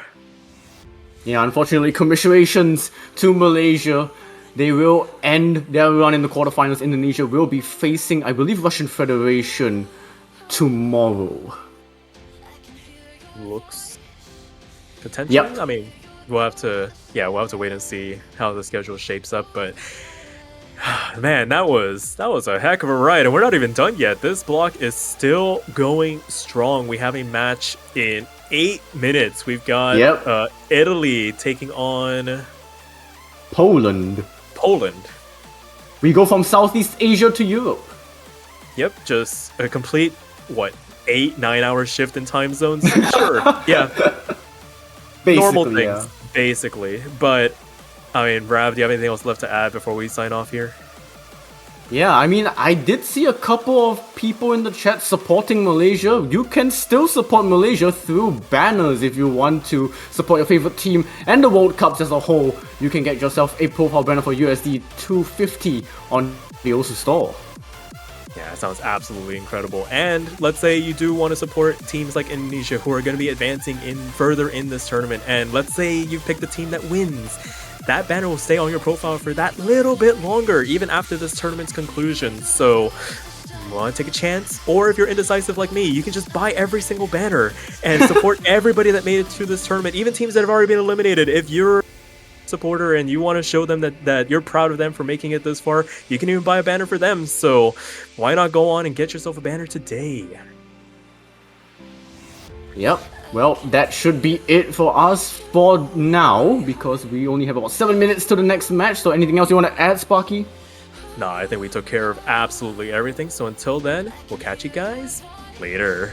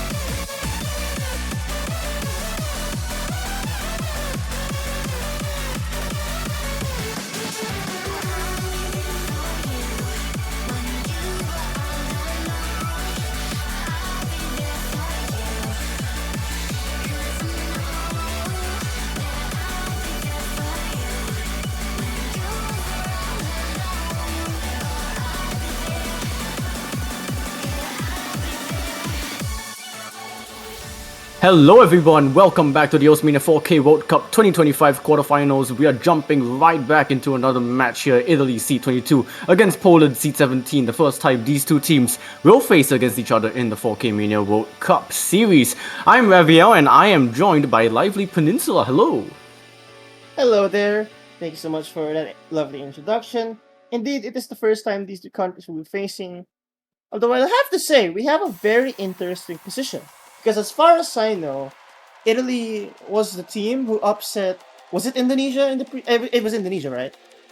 And then we have here Poland, who actually is also the one who lost to Malaysia. So now we're going to be seeing the fruits of how these two perform based on whatever outcome was in here. Because Italy is coming from a loss in round of 16, while Poland is coming off of a win. I wonder if that will come into play here. Yeah, Italy managed to beat Indonesia 5-1 in the round of 32, and Poland nearly won against Malaysia. They only lost on tiebreaker. So it's going to be very interesting to see how these two teams now fare. Now that the map pools have gotten a lot harder since the round of 32. I will say though, some interesting statistics. Bagietka didn't play in, I believe, qualifiers and round of 32. I think in Italy, although Simo was online, from I think I took a peek, I don't think Simo played in round of 16. So in some rounds, both teams had missing players in there. So I actually find it a very interesting match. Though right now, seems like everyone's present, so there's gonna be like a lot of variants from how they performed before. Yeah, but it also comes down to how well these players scale now that the map pools have gotten a bit more physically demanding. And especially coming from two teams that are, you would consider low-seeded teams. Thing is, Rice 3 being protected by Italy, yeah? Before that, I just wanted to say, like, in today's standards, lower seeded teams have performed so well, but there is a but there's a trend. It's usually like this. Lower seeded teams tend to be like really good on Rice still. I mean, they've taken a lot of Rice points off the top seeded teams, but they tend to be weaker still on the LNs, which is why they're this low. Yeah, which makes it interesting that Poland have gone for the Protect on LN1, which is the LN coordination pick, and immediately banning Rice 1, the streamy speed pick, and Italy going for the Hybrid 2 ban. Okay, Poland banning Rice 1 makes a lot of sense. Yeah. Poland protecting LN1 also makes a lot of sense. Italy is the kind of country you would want to target your LNs and hybrids on. Though Italy banning Hybrid 2, I understand why. It was either that or Planet Shaper. I guess they were very scared of probably missing on those. The reason why I think Hybrid 3 might not be a good ban was there's a risk of Poland probably missing a lot of that as well. So maybe Italy's banking on that. Though Poland, knowing this, I hope so at least, has 5 picks on the board that are not Rice. And oh my gosh. Barring Hybrid 3, by the way. Huh? Yeah, that's fair. Wait a minute. I'll say oh my god because I don't know if Verdi actually just rolled to pick the Rice map that they wanted to pick. No. That's also why I reacted like that. I think that's exactly what they did.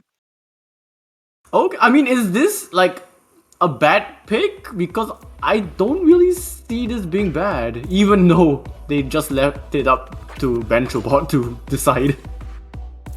Thing is, Italy has had some history of Very and Simo missing on some charts. However, based on their round of 32, round of 16 performance, these players have definitely improved significantly from previous years and have learned from tournaments.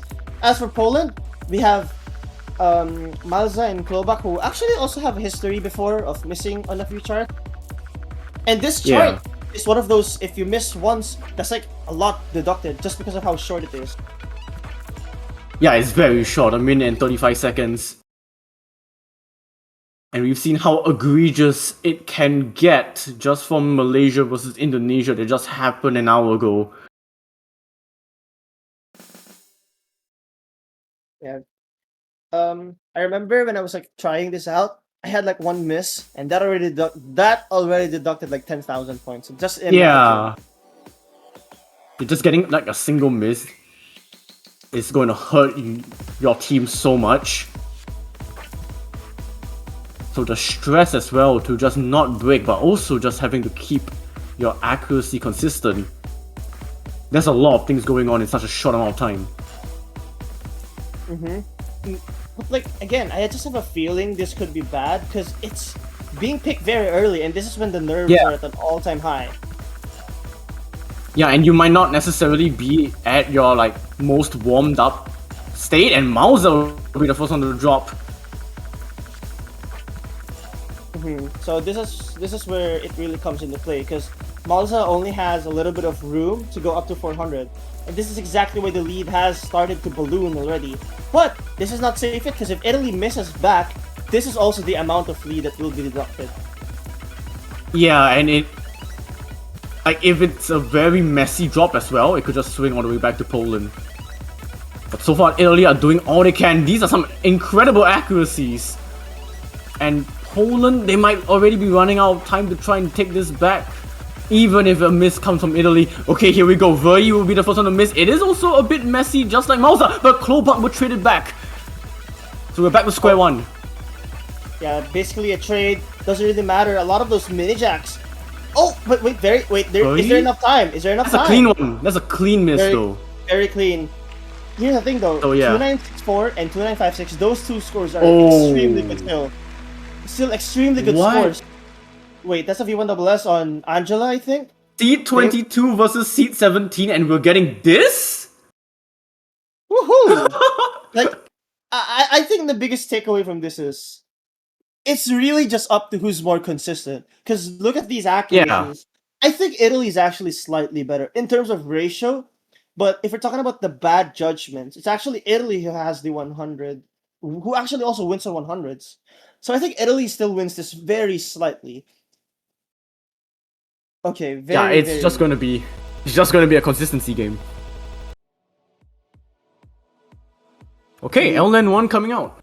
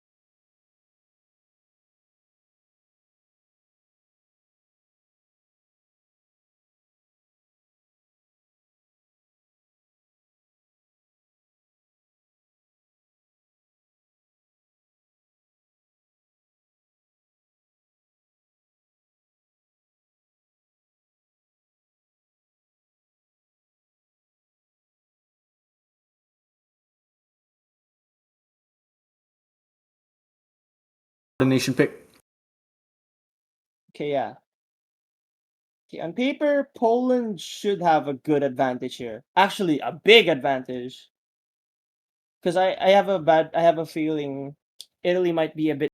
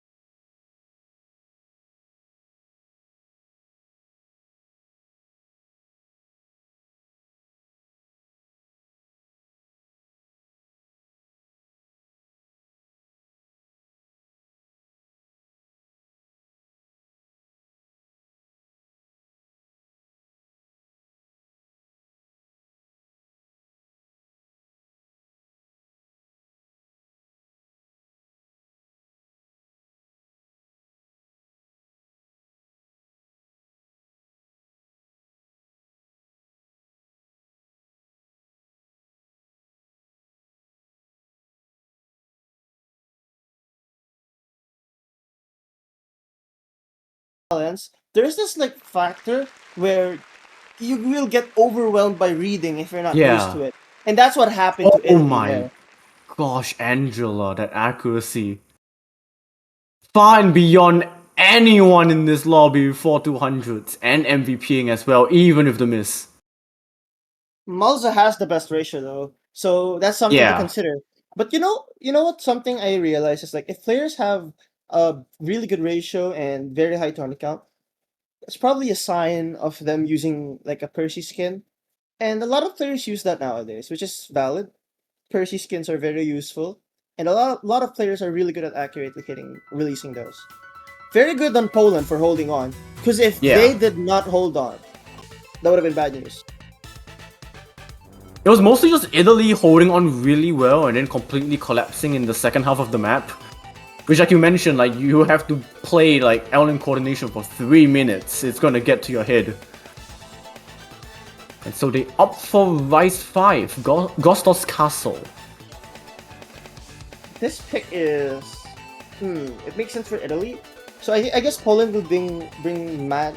I don't know how to pronounce that. Is it Majke? I'm sorry for butchering Ashke, I that. think so. Yeah, sorry for butchering that. Okay, so Italy will probably have Very, Simo, and Angela here. If not Very, maybe Rice Toasty. But for Poland, I'm expecting this core 3 to be here for Rice, because they're mainly the ones who played it. Yeah, Rice Toasty season. I was thinking maybe Verye would stay. I have a feeling Very might be at risk of missing, and that's why Italy's probably wanting to play Rice Toasty here. Because I remember in Sharaku, or the Korjak pick, Rice Toasty was really good at that, and Very was the one miss. So I totally understand why Italy is going for this lineup. Yeah, wanting a more consistent lineup. Because they probably noticed that Poland has like a tendency to choke. We saw how Toki went, and I think Italy's going for that same sentiment.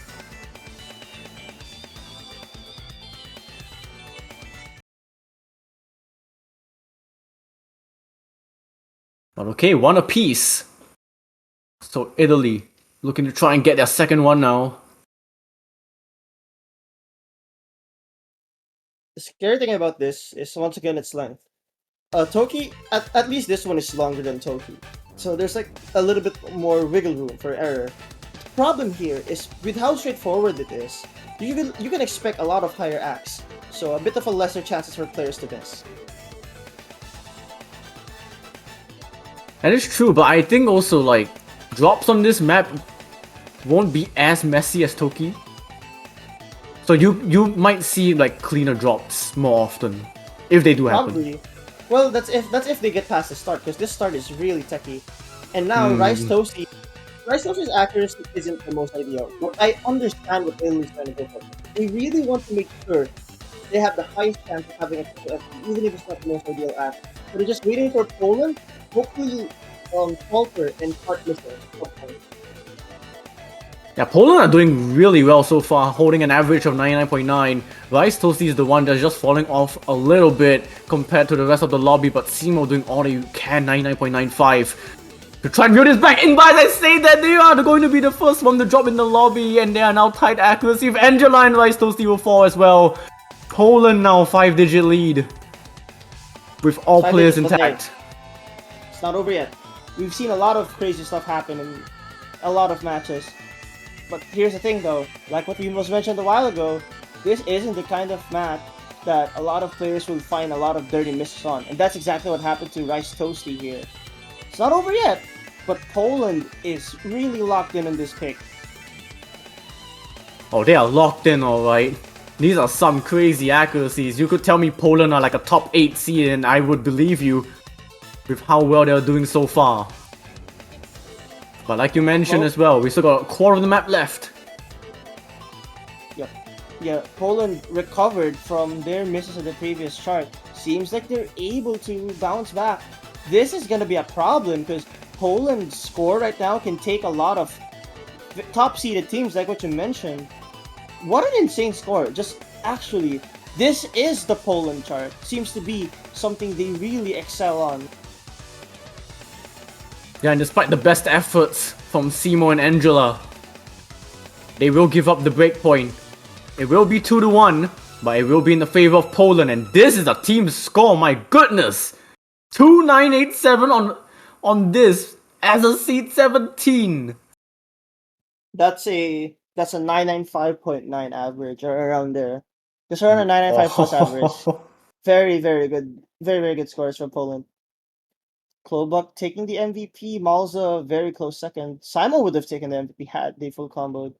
But hey, it's not over yet. We've seen how the Ellen pick went. I have a feeling if Poland ever chooses to go the hybrid route, even if Italy banned it, kind of risky, not gonna lie. Like Bison Charge? Like Bison Charge, I yeah. think is... but sadly, I think the only hybrid I think Italy can win on is probably Bison Charge. Or maybe Hybrid 3 if Poland isn't consistent in that. But now that Poland has information on their Rice, I still think they're gonna go Ellen though. Probably Ellen 4. Man, Ellen 4 is definitely pretty egregious, difficult chart, which will definitely cause some combo breaks. I'm not too sure. I'm thinking like LN2 might be a bit more safe. Oh, they are going for Bison Charge. No way. Okay, I think they're taking a risk here because they just want Yeah. to break point. They just want to break point, and now this isn't one of the most safe picks to win. Why not try and take it? That's their mindset right now. I think that's Seacock. Huh. I was expecting. Okay, no. Maybe Baguette will miss or find some accuracy drops here, so I totally understand why Poland is picking this. But at the same time, I don't think this is the route to go for right now. It is a risk. And it is a risk that is quite early on in the match as well, so I'm a little bit unsure. But if Poland are going to be picking this quite early, they should have information that they are confident on this. But the problem is, it is very short, 1 minute and 42 seconds. So just like Toki, any kind of combo drops will be fatal.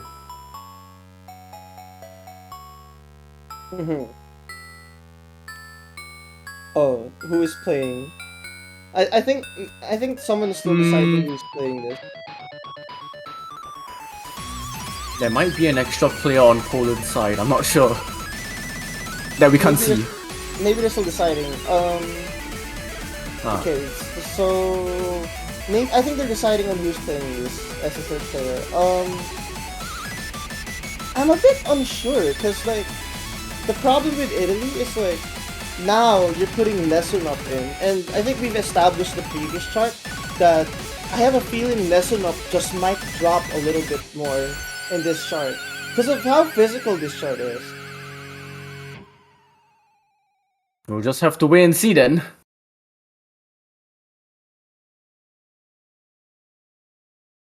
No back Jetka as well.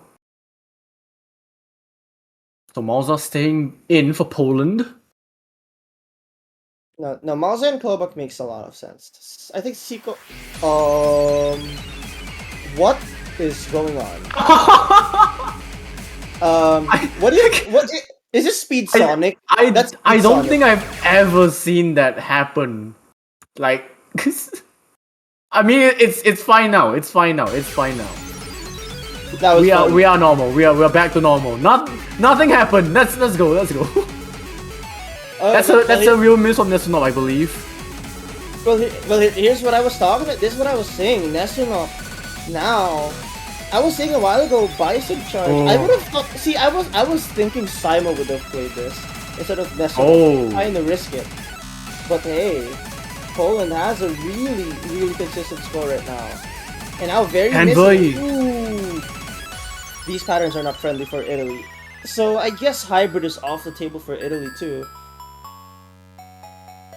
I wouldn't say hybrids are completely off, but it's just that the physicality of this with the speed. But like, if you think about it, if Simo isn't playing this, what are the chances of him playing Hybrid 3? And Hybrid 3 is extremely physical.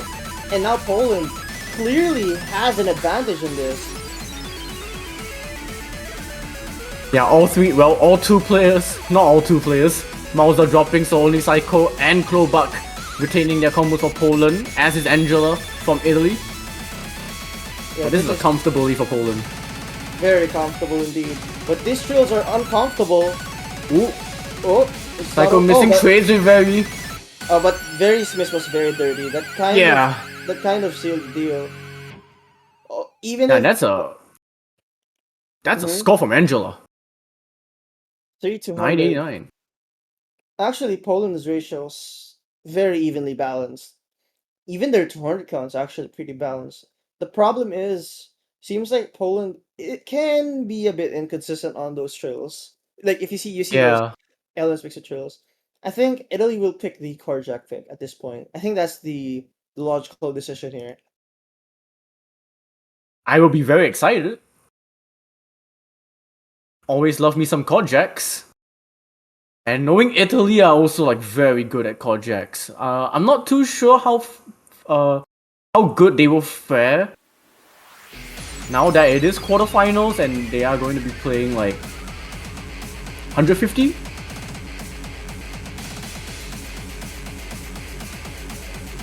Well, Italy has to play to their strengths. Okay, timeout. Makes a lot of sense. You gotta take a deep breath, assess the situation that you have right now.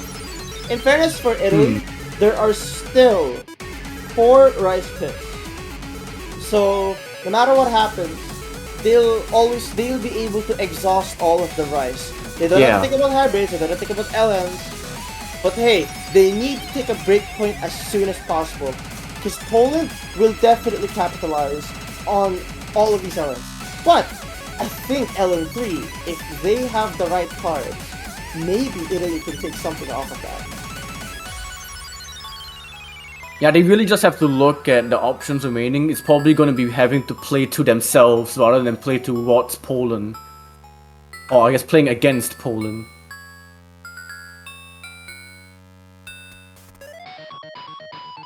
But like you mentioned, I think Rise 4 is probably like their best bet, which is the Kojaks.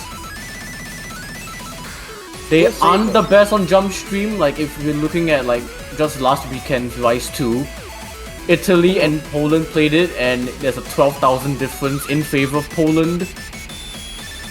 So I would imagine that Italy might want to avoid that unless they are feeling very comfortable with the jump stream and they're like, okay, we can go with Rise 2.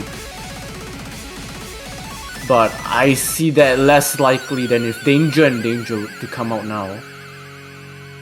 Well, Grosso's castle in itself has a lot of technical jump stream, so it's kind of a bad pick if they go for it.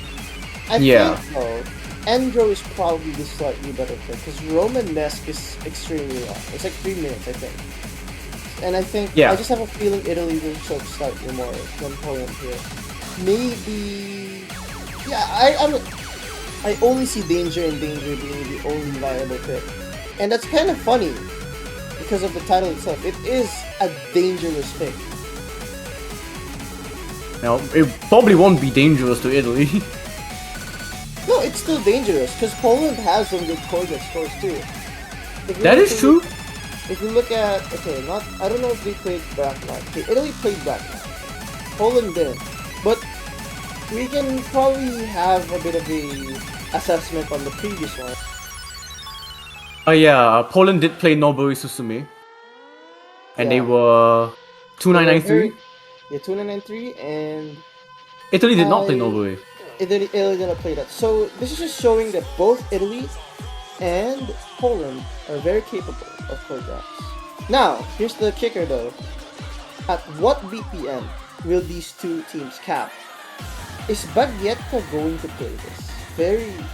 I think in Nobore Susume, it was Majke who played it. And Majke missed at the very end, from what I can remember.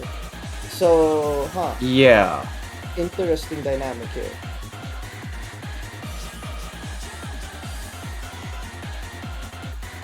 Majke did miss at like the last 15 notes.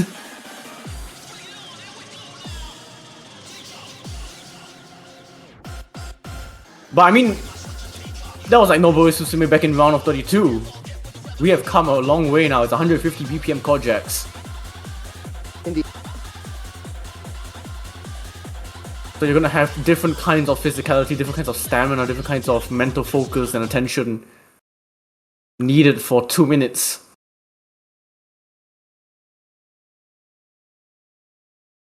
Right.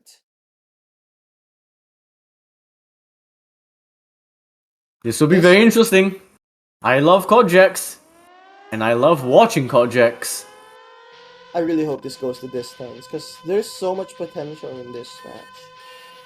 And like, with how Italy has been performing in Rise, they definitely have the tools to match Poland, but Poland has really taken the upper hand right now.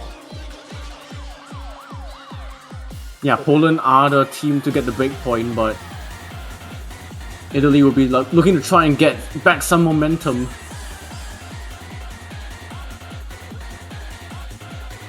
Now, think about Italy's.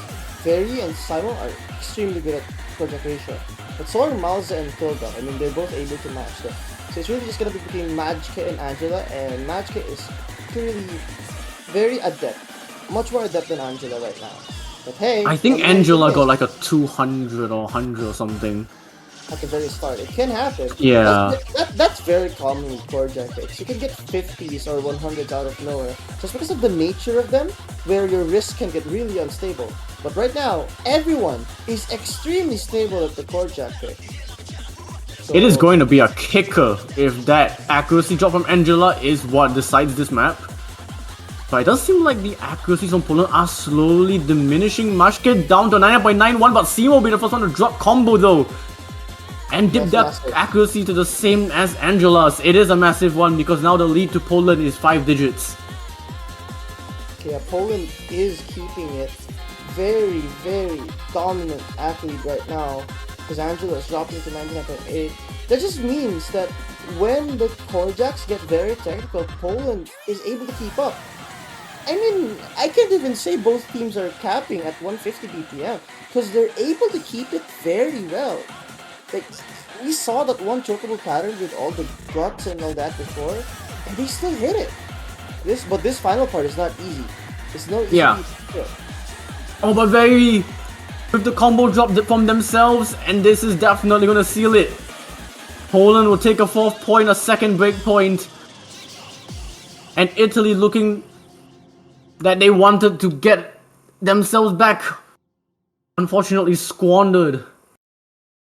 See, here's the difference between teams. What is that ratio? 44 and 56 and 98.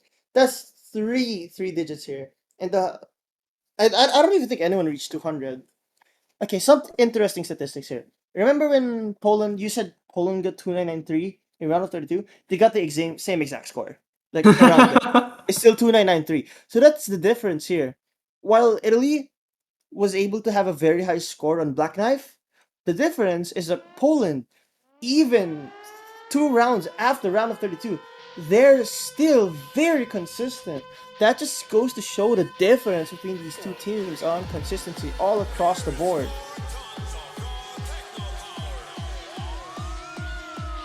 Yeah, that's a very impressive score from Poland.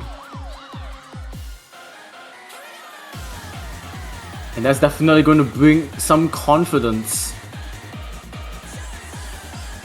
You've essentially won every kind of pick available, Rise, Hybrid, LN. And you just need 2 more to close this one out.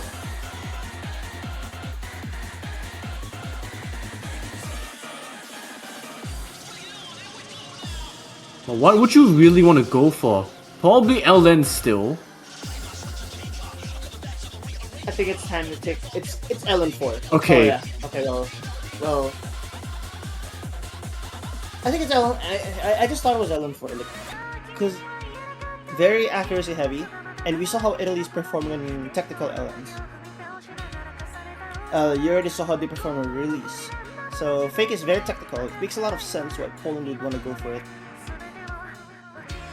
Yeah, it is going to be one of those maps where you will be seeing quite a few combo breaks, I feel.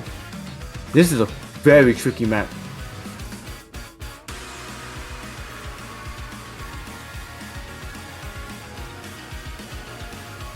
We should be seeing a couple of swaps here. Psycho in for Poland, that's not in for Italy.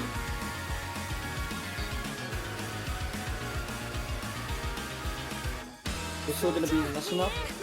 I Yep. think for this time around, we're gonna be seeing. Is this sequel? Is it a Glowbuck, I believe? I think so.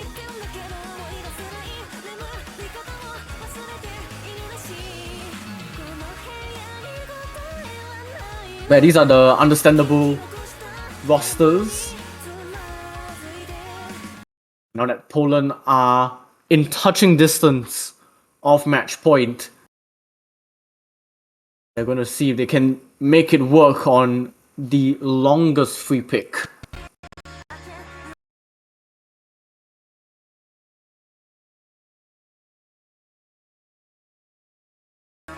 So this is the LN dump. This is probably the trickiest LN map of the Very pool. tricky.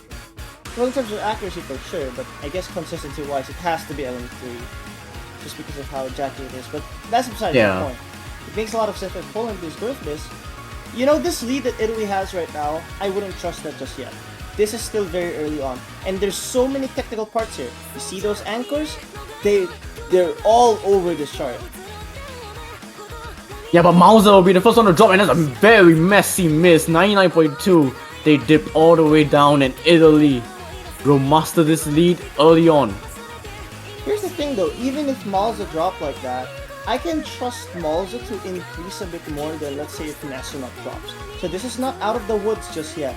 Poland has a really solid foundation. But Italy, Yeah, they have a safety net. Right. Yeah, they have a safety net. So we're just gonna wait for Italy to hopefully find a drop. That's, I think, Poland's strategy right now. Yeah, and it's probably going to be very possible.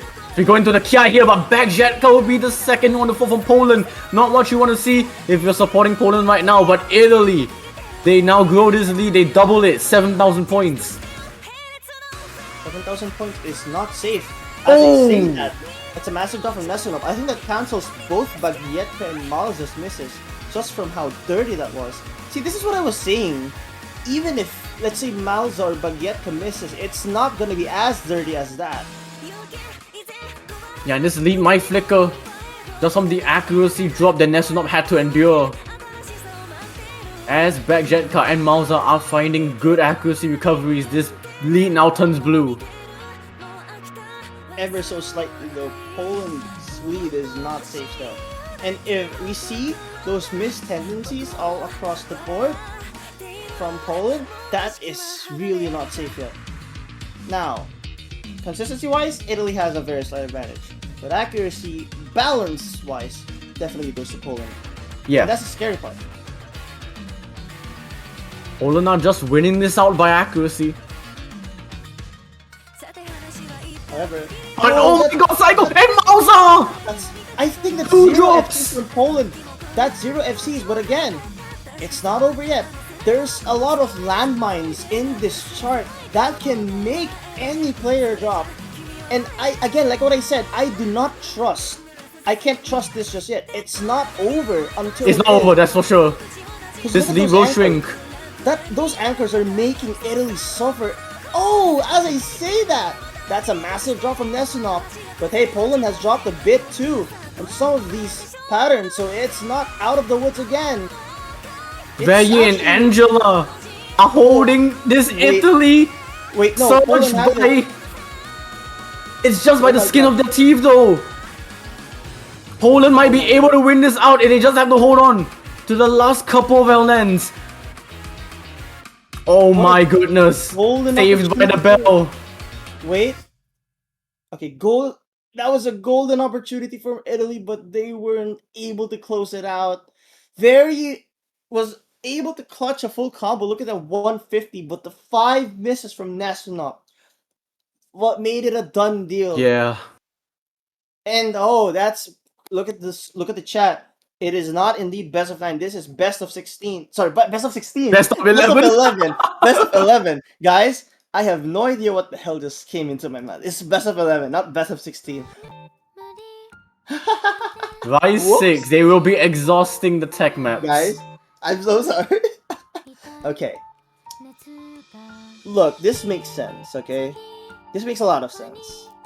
But Italy, it's more of like, even if Italy's choking a lot, it's not like they have many choices left.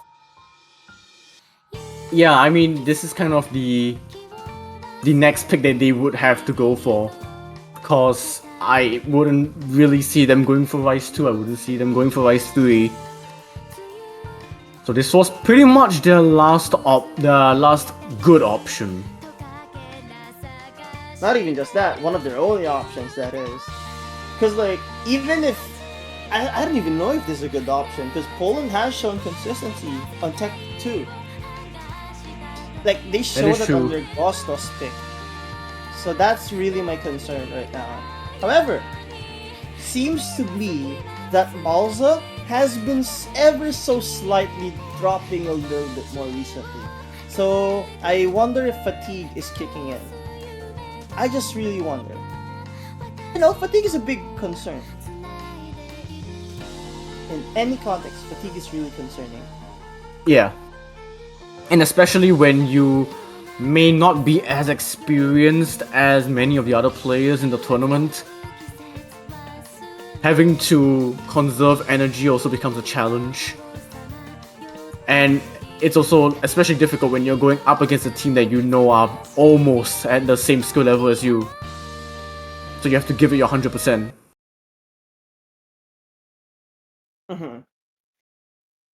But Italy's on the brink of elimination, almost took a break point back. That was really tragic, though. Very, very tragic. Yeah. But it happens. Those very unfortunate things happen, and now it's up to Italy to respond. But that should give them a glimmer of hope, because I absolutely don't think the other picks are a done deal already. We've seen Poland miss, and now the walls are starting to crack. And if Italy can break through, that's gonna be massive. Yeah, but now it is all in Italy's ballpark. From this point onwards, backs against the wall, they will have to be fighting for survival for the rest of this match.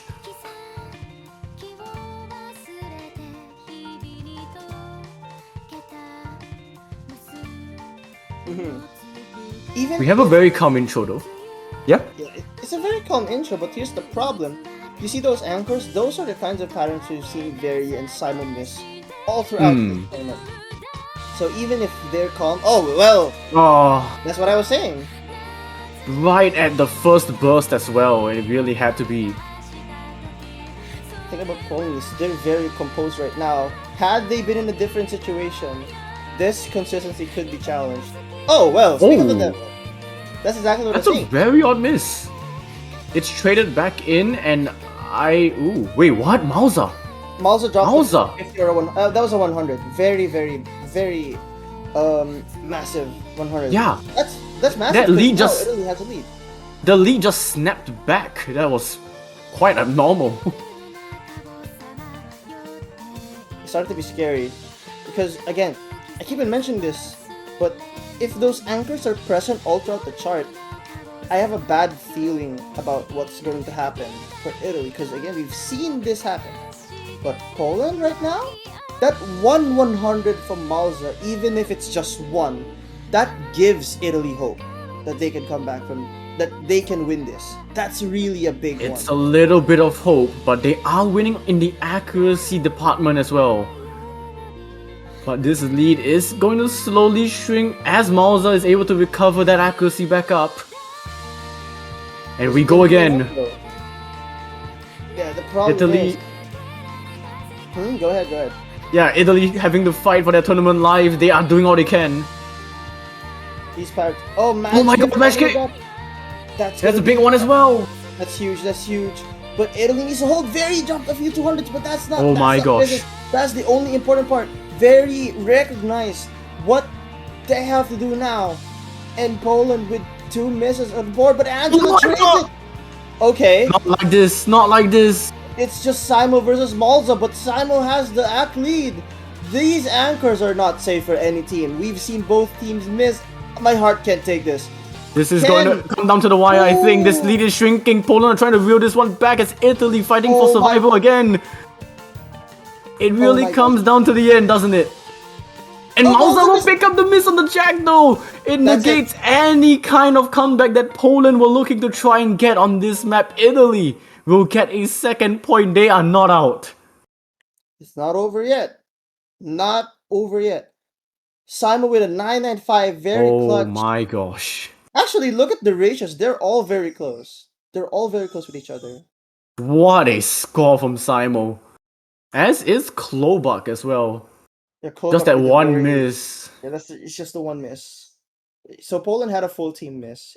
That Simon full comboing basically gave Italy this point. Yeah. A very, very important score from Simo.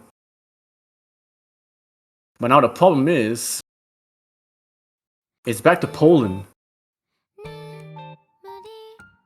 And Poland, they still have LN maps left to pick, as is a hybrid. And LN 2 will come out. This is the most logical pick next.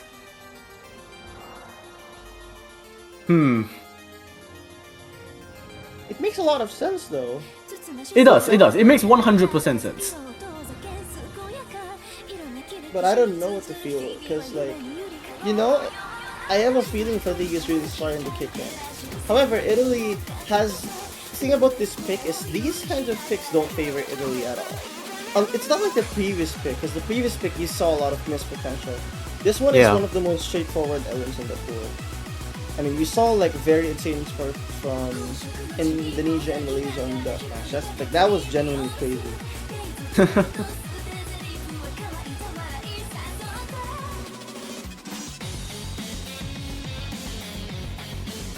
I don't know. I kind of think that Italy would want to give themselves like a good chance on this. Like, yeah, it is Poland's pick, but now that the match is also getting into like a midpoint, slowly turning to like at the end point of the match as well. Like you mentioned, fatigue is also going to be a big factor to these players. Italy did play LN2 last weekend, Poland did not. Okay, so let's take a look. So is this going to be the match point? Is this going to be the point that leads Poland to the victory? Or would Italy come back and hopefully give them another chance? Because it's really now or never for Italy Yeah. right now. It's do or die. You lose this and you don't have any more opportunities left this year. But win this and then suddenly everything starts to shift. But again, every map from now on is going to be played in Italy's ballpark. Because it will all be Poland's maps to lose.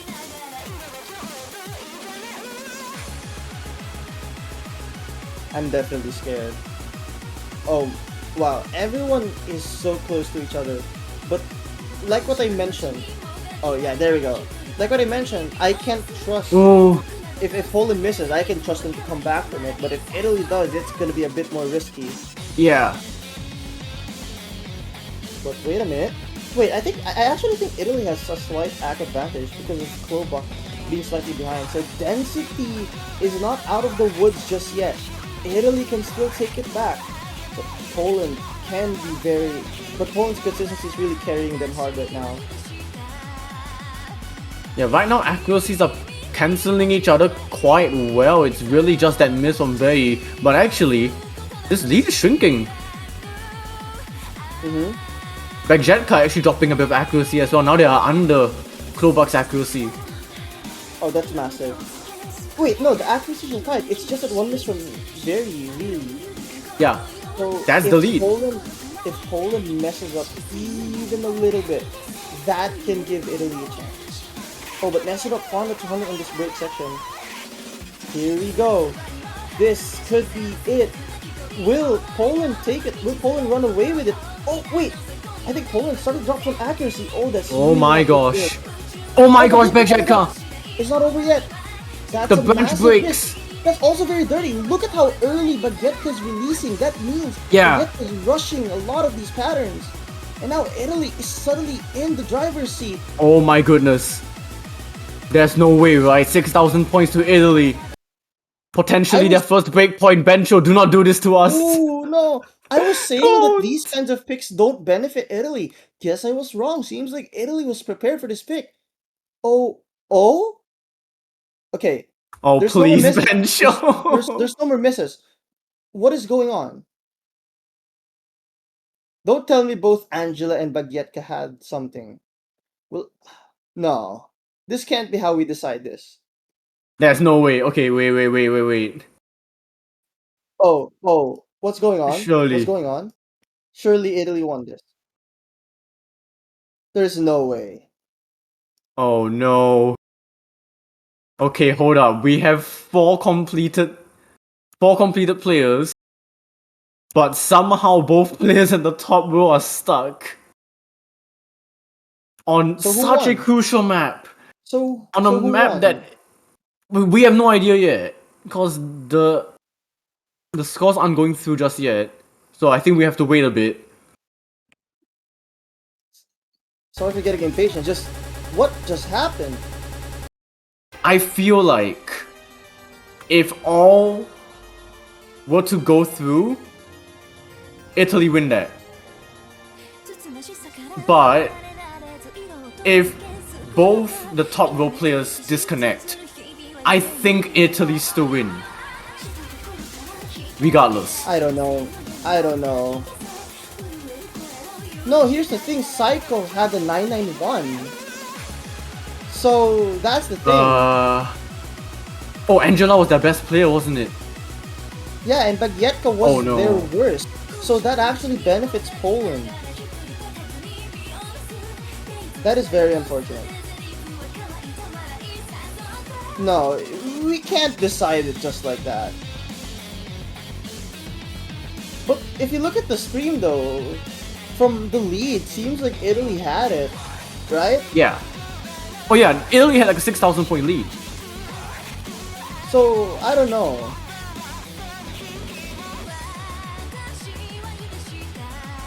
I don't know, I have been in like many like disconnect situations, but never a situation where one player each from each team has disconnected. And in such a crucial defining moment where a point to Italy would mean so much. Oh my goodness. Wait, Angela could have disconnected. Angela disconnected! Is that what happened? Is I'm that looking confirmed? at the MP right now. Wait, what happened in the MP? Look at the MP right now.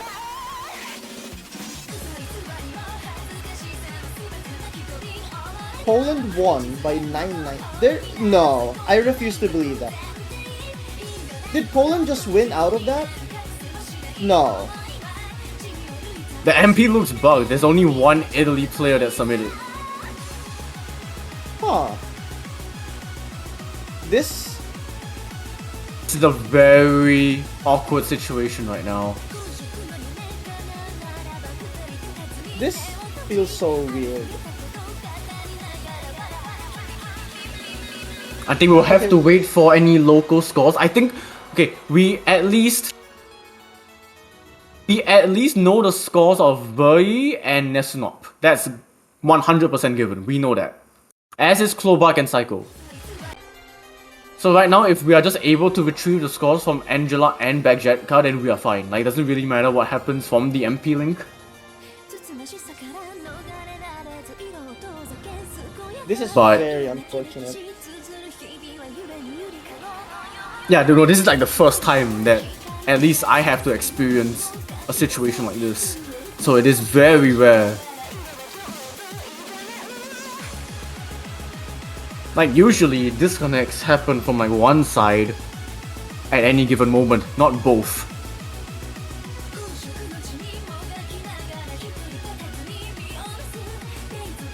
This Angela, neither has a local score. You're joking. yeah, and Angela had a 9974. I think that's at least 990k as well. So neither of them has a local score, and that's really bad. I mean, can If we... This is gonna be... I'm sorry, I'm just in shock right now. I think...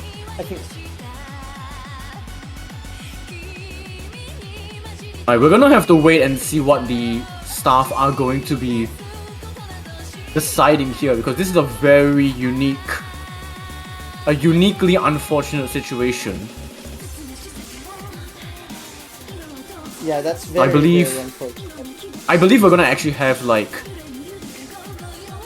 an intervention here. We're gonna be seeing if either we do not accept both Angela and Bagjetka's scores, or we replay the map.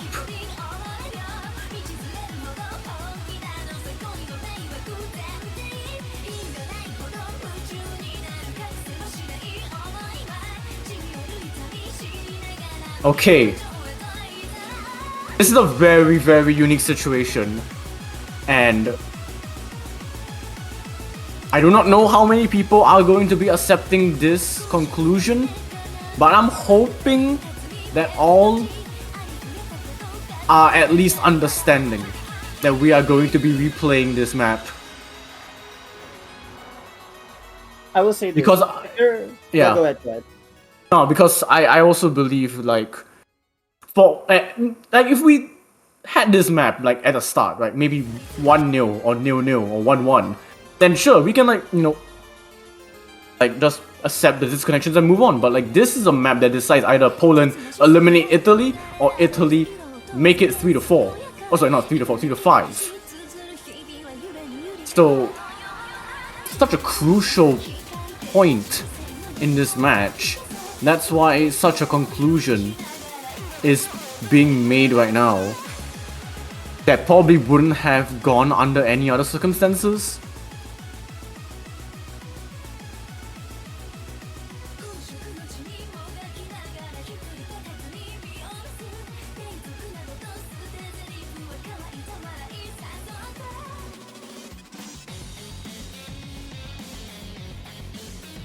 So I believe we're going to have to get the players back in for this.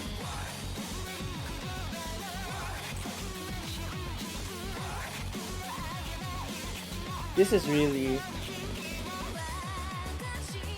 Yeah, this is a very unique situation. I can understand like some people probably believing like there's inconsistency in the rules because of this. But I think we need to like remind everyone this is a very unique situation that I believe also is not like a specific internet issue. I think it might be more towards Bencho's issue. Now that's going to be... Hey, Varian Clobot... Okay, there we go. Yeah. Wrong slots. There we go. You know, this is so unfortunate if you're on the Italian side. I can feel that they're demotivated after this.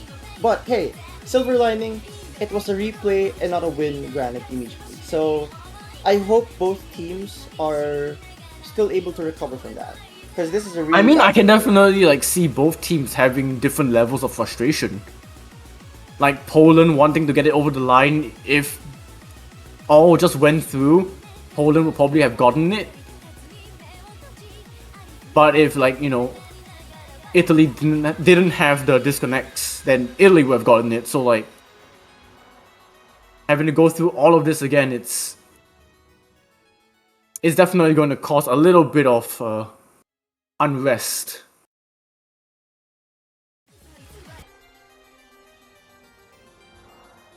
But the conclusion has been made. So it's gonna be a replay. Just for everyone to be cleared, it is a replay.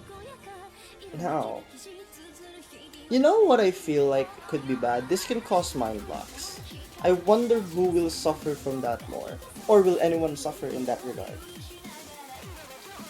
Yeah, this also turns into like a mental battle as well. It's like, you know, you've gone through 2.5 minutes of a LN density, and then you have to go through another 2.5 minutes again. After being left in the dark, not knowing if everything is going to go through fine, whether or not that was an Italy point, a Poland point, or replay.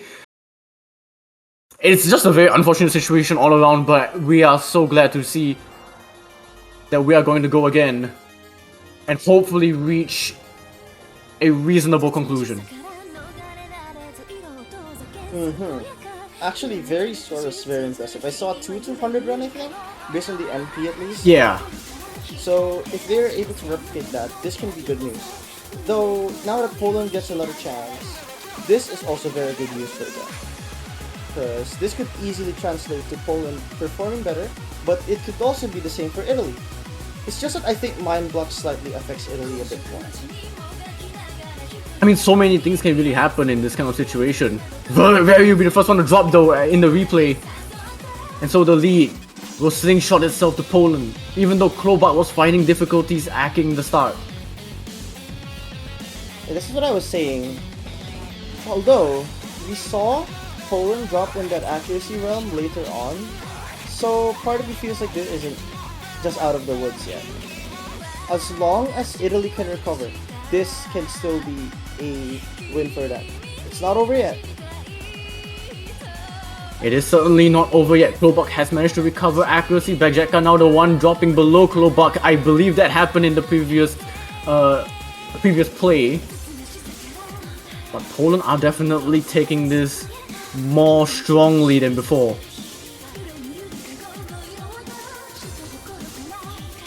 This is 7,000 points of lead. But Poland is very consistent right now. I think they're able to recover. Now, Poland's in a really good situation. They have not shown any signs of missing. I think we're gonna be seeing a potential three-way full combo. This is what I was saying. I think Mind Block slightly affect Italy more.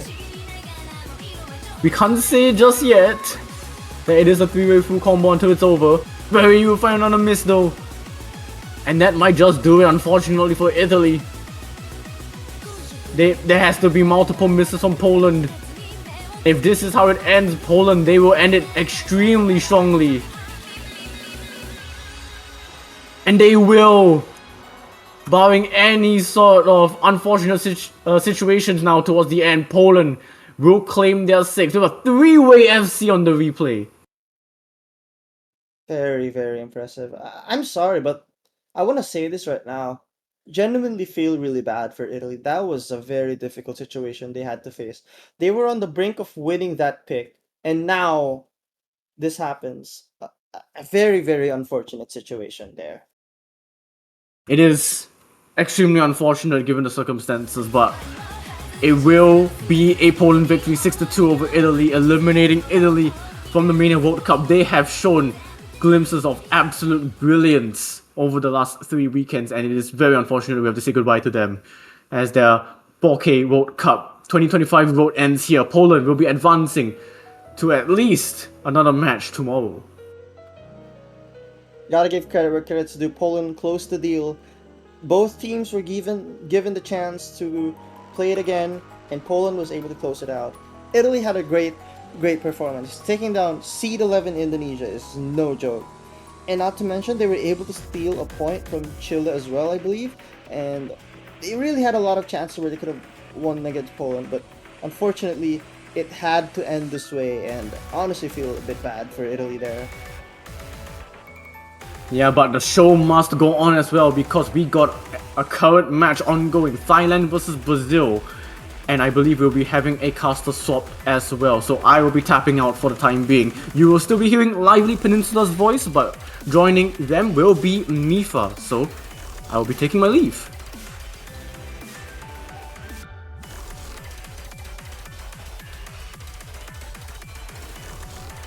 Alright. Hello everyone! We're still going to be continuing our stream here with Thailand versus Brazil in this match in the losers bracket. I can't believe I'm saying this because these two teams are absolutely amazing. And I am Lively Peninsula. Joining me in the commentary booth is going to be none other than Mifa. Hello, how are you doing today? Yeah, hello. It's been going well, and this was quite a bit of a roller coaster. That previous match was, and kind of unfortunate to actually come to this way, other than like unforeseen circumstance about the disconnection and whatnot. But moving on, though, we're gonna have quite a bit of a spicy matchup going on here. Even Thailand versus Brazil, which are one of the two teams that are pretty much seated high up there, and eventually they are gonna be having to fight against each other, and maybe their one last life remaining, I guess, in the tournament. Indeed. That's the thing with losers bracket though. You really only have one chance left. You lost a match already in the winners, now you're sent to losers, and you have no choice but to win. Thing about Brazil and Thailand, I think Brazil will try to go for a more Ellen strategy. That's I think what they should do. Well, Thailand will obviously go for a Rice strategy.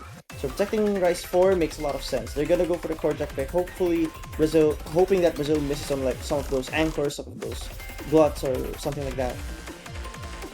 Brazil, on the other hand, is a pretty interesting protect, I feel. Protecting the speed pick out of all things, but Brazil is banning I guess the last of the long note 4, or fake, I guess I should say. No, they don't really like playing long notes against Thailand in this particular scenario. It should be fine for the most part if they are able to play most of the rice picks remaining, I guess, in the full, I suppose. See, the problem with Thailand is I think in Ellens they're gonna have like a bit of a third player problem here. Well, that is at least what I have a feeling of. And now that Thailand's banning Rice 7, so probably they want to just reduce the chances of choking Because the thing about Toki is if you miss once, that's a massive deduction to your score already.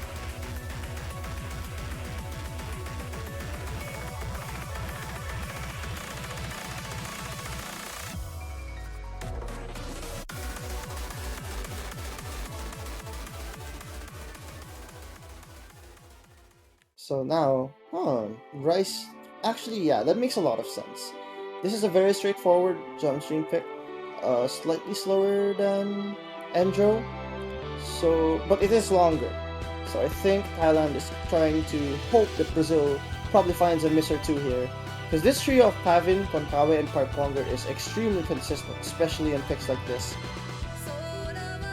Yeah, stamina based pick to start us off with the match, and having the trio of Thailand having Pavan, Kokkan, Parponger is like the quintessential trio of the tournament in later game. I guess in late game picks, no surprises whatsoever. Although maybe Achi can play a little bit more in the Rice department as well. Although this might be the time that Parponger shines a little bit more than Achi in this case.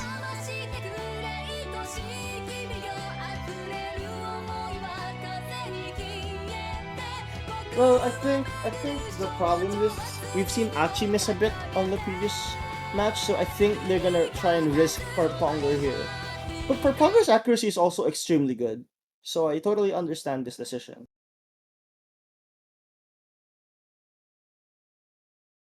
And we see also with Brazil inside having Curry Weekend most likely be going to be the main Rice roster for Brazil. Hopefully this actually goes very well as this is pretty much a straightforward pick. All things considered, it's just stamina and consistency check. And now, so what do I think can happen here? Well, if they lose their focus, a lot of stuff can really make your wrist unstable here.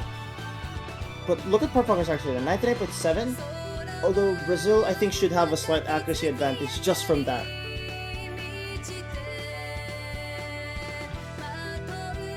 All of this league kind of doesn't really matter in grand scheme of things until we get to the middle section, which all hell breaks loose after that.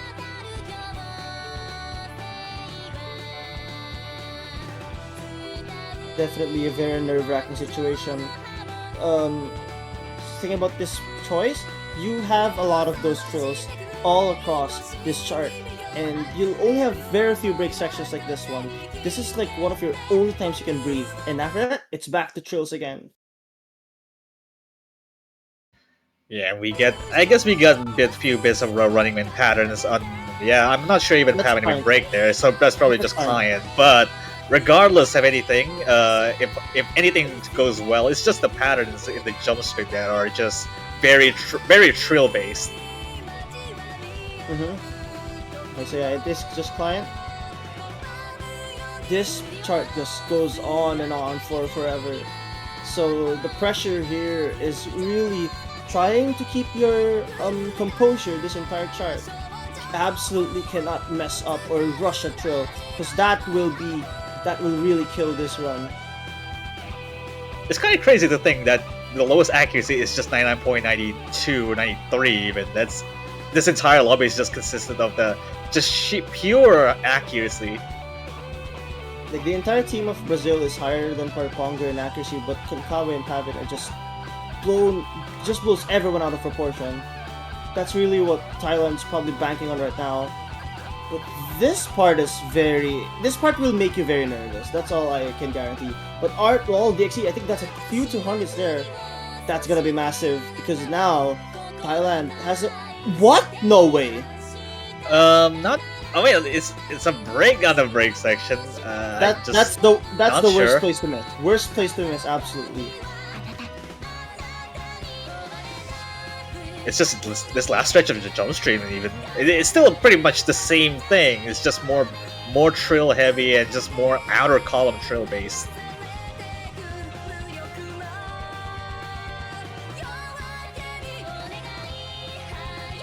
And now, just this consistency from the trio of Pai, Thailand. That's exactly what they were going for. Just absolute tearing apart this chart. Despite all the patterns being thrown, it's just not gonna be enough to even make Thailand drop a sweat. Very good start from honestly both teams. It's really just the break section miss from Miwiki. That's really the biggest difference here, but they still wouldn't have won that either way. These team score from Thailand is just absolutely bonkers. Oh, 998 on average. That's just not right. I think the funniest thing is the mere fact that 202 is the lowest ratio here. And I can't believe that. Like that's just how good teams are nowadays. Yeah, 240 BPM jump stream, just almost just mixed consistency, and it's not you even got thrown in like the 1/5 or 1/6 1/5 patterns in there too. It's not really that easy to hack even.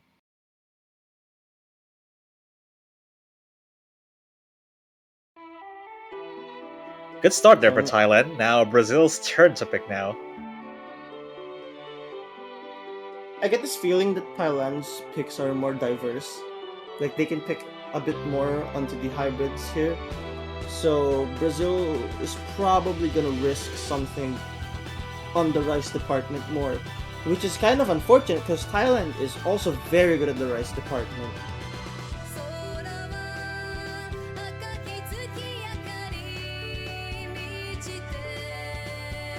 I don't know. I'm expecting for the Brazil to stay out of that hybrid and long category.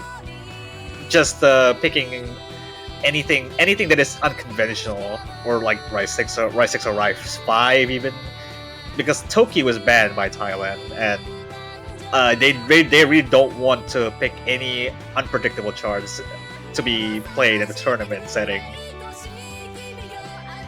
Brazil is taking their time to pick, probably trying to assess if rice or hybrid or LN is the way to go.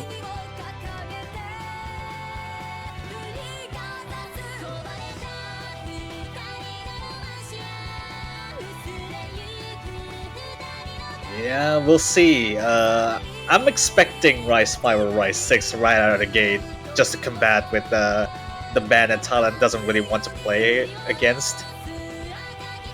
What is happening? I think they're still. What is going on? I think they're still deciding on a pick. It is important to take your time, but there is a limit to this. I think it's like 2-3 minutes. Oh, Huh. huh. That's kind of an interesting approach to this. Okay, maybe they're gambling on Thailand missing, but also, I have a feeling this is like one of those. Oh my gosh, what are we gonna pick? We're scrambling for a pick, and you resort to this. That's what it feels like to me, at least. This is like a last resort pick. Because they definitely spent a lot of the time deciding on a pick, and this is what they came up.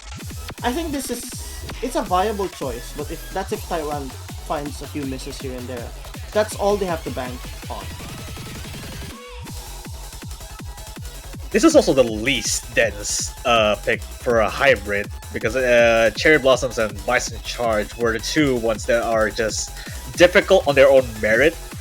This is just if you took out the shield and you just make it glorified long note stream and whatnot. That's kind of what this chart plays like.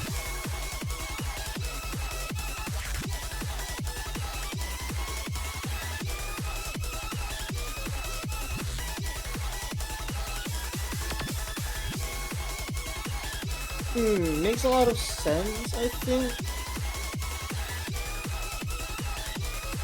But hey, I'm still unsure about this pick really. Especially if Zeke really isn't the most confident in accuracy here. Okay, I think they're probably banking on Matcha Latte to find a few misses, because this is very jaggy as a hybrid. So it makes sense.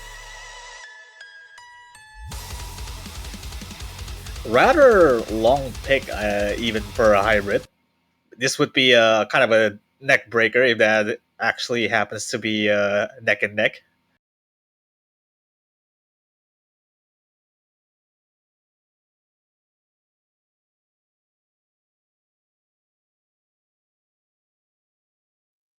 So now we'll have to see how this goes. Um, Again, I still think Brazil is trying to make Thailand miss here. That's basically what they're gonna go. Oh well, Just the intro, but it's still there's a little bit of a sign, but it's just the intro. This arc is pretty tricky, so I wouldn't blame that on the miss of that right there. and here that's. But like again, like you did mention that it is the intro, so a lot of stuff can happen. So the Jacks will definitely play a big role here, as Brazil is able to really capitalize on that miss at the start. But there's so many miss bait sections of this chart, so it's not out of the woods yet. When it comes to accuracy, Brazil needs to step it up to the plate here, because otherwise, their accuracy are still decent enough to combat the two players that are carries of Thailand. But over time, they're gonna shrink that lead and gonna give it over to Thailand if they're not careful with holding accuracies here. They're higher than the lowest Thai player, but the peak of Thailand, that's really what they've been banking on this entire tournament. However, again, like what I said, this chart has a lot of miss bait, 200 bait patterns. So you have to be really careful, and just like that, Matcha Latte drops again. This is what Brazil is banking on right now. But this is not a safe strategy, especially if the top players of your opponent team is just holding the two highest accuracies in the lobby. Needs to get their foot intact, however. Lead is still just shy with like a miss away, or just a couple 200s away, even in the core jacks like these. It can be kind of nerve-wracking up until we get to this point. This is not safe at all. This is not even I wouldn't even call this a cushion. This is barely anything. But both teams have to... Oh, there's a That's 50 from Matcha Latte! very messy run there. And seems like the polyrhythm, the timing change there, really made Matcha Latte struggle. But so did Bori, as ever so slightly really start to drop a little bit more. I don't know, this is so unsafe. Lead is still staying the same around there right after the intro. And even then, it's still shrinking, and now it goes to Thailand, and now Bori, that's the first miss on the Brazilian side. Thailand's gonna take away with this lead. Still not safe though. 4,000 points of difference is still like... Oh, but Mewiki, I think that kind of seals the deal. Even with Z3's amazing score trying to keep up, well, never mind. Not anymore. Anyways, 5-digit lead goes to Thailand. It really is a dominant lead after this section. Fatigue started to kick in for Brazil. That's what happened. Ooh, yeah, fatigue is what happened. Brazil was on a really good pace, and eventually the fatigue started kicking in. The V1SS from Konkawa and also 1-200 from Pavin was a bit too much to overcome. Yeah, all around, just losing the composed state of mind for Brazil is really what hurting them the most in this case. I guess in this pick of a hybrid, it's also rather long as well. So you kind of have they played right into Thailand's hand here.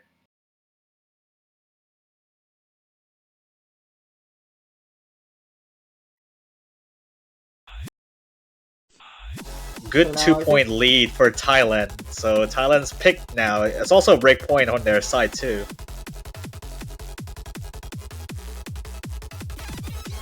I think Thailand now is probably gonna pick like... If Brazil banned was that LN4? Maybe they can go for like something like LN1. Even LN3. You know what, not gonna lie. They can go for LN3. Just because of how jacky that is too.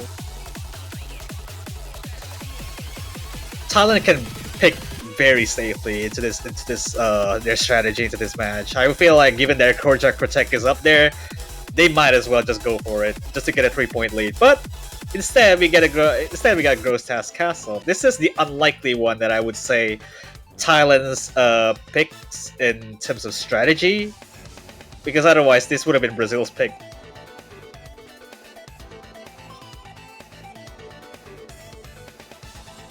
Not sure what to feel about this one, especially after banning Toki.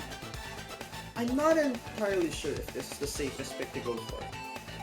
But then again, 2-point caution. Then you have a lot of, like what you said, there's a lot of picks Thailand can go for.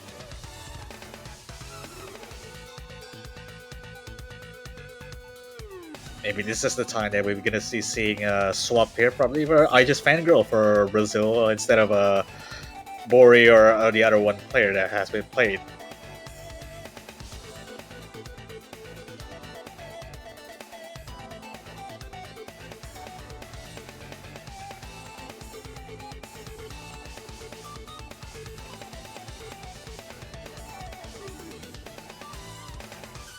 So here we go.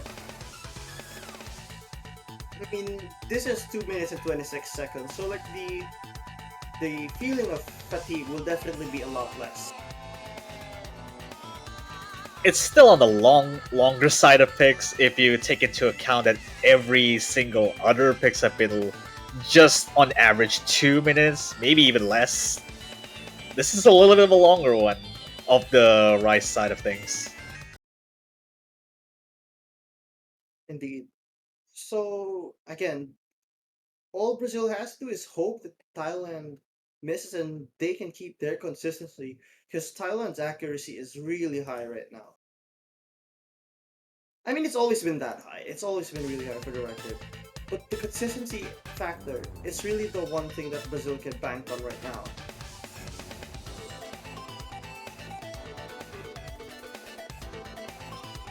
As per trademark of every single patterns that existed in this, it's just very trill based, very trademarked by Lemon Guy, who also made really long trilly patterns. Not even in the jump stream, technical base, you can just take advantage of it.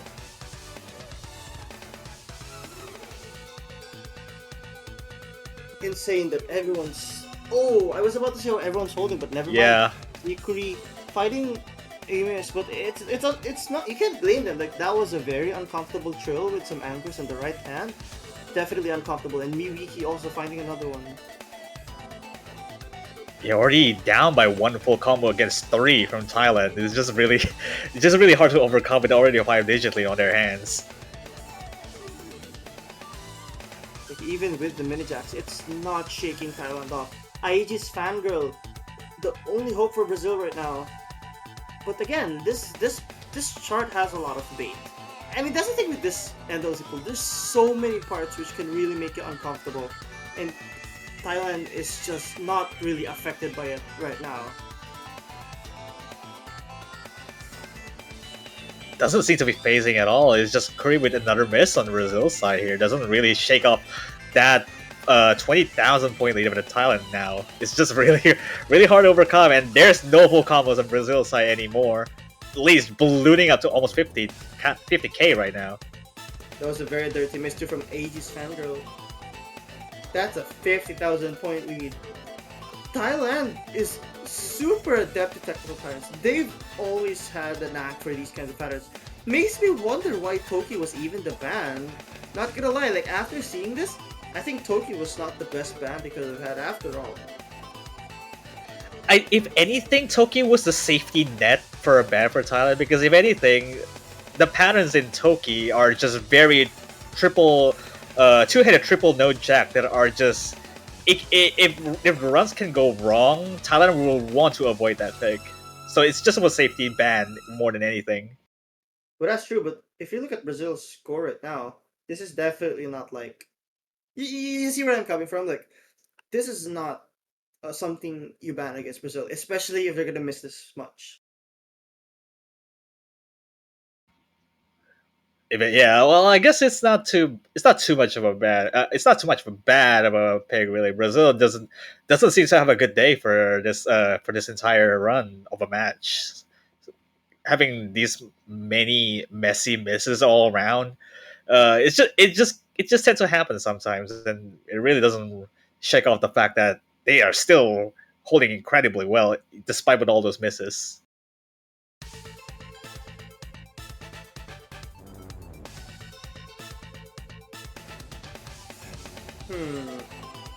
So now, what does Brazil even go for? Clearly, Hybrid 2 wasn't working. What did Brazil even protect? I forgot. Let me check. I think so. They protected Rice 1. I'm not sure if they should pick Rice 1, but if that's what they're confident in, I think that's what they have to go for. But looking at the Rice, there's a clear ACK advantage on Thailand right now.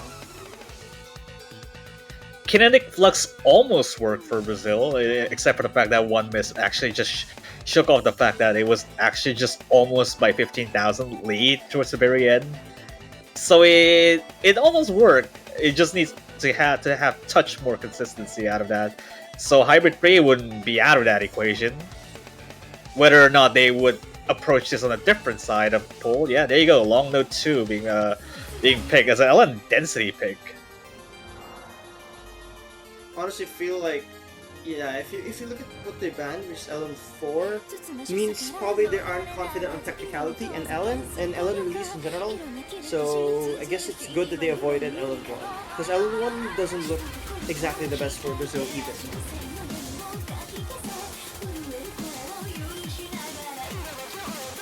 Just straight up long node jump stream pick. Inverse base almost around that idea of a pick. It's not too bad on paper. Just the overall consistency and accuracy is gonna be the main key factors of how this match is gonna turn out.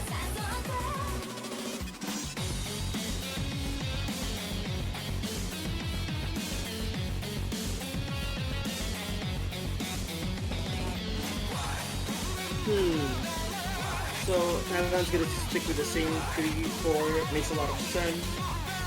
Brazil also gonna have Boris here. This is basically their Allen roster. Yeah, this actually makes a lot of sense. So they're banking on, hopefully they're able to hold on to the three-way full combo, and Thailand probably misses a bit more. But I don't think any of the 3 players in Thailand right now has missed a single time. That's the thing, though. Other than the fact that the miss on the intro from my matcha latte, yes, that would be the case. Well, yeah, but I'm talking about these 3 players right now. Here, they haven't missed yet. Those Pavin, Konkawi, and Performers stayed extremely consistent. But in Brazil, we've seen, I think all these 3 players find their own mistakes, even if it was like in one of the hybrids and etc.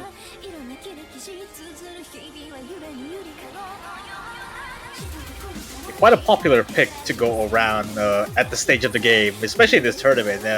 Most of the long node density pick has been the most popular for all other long node picks in general.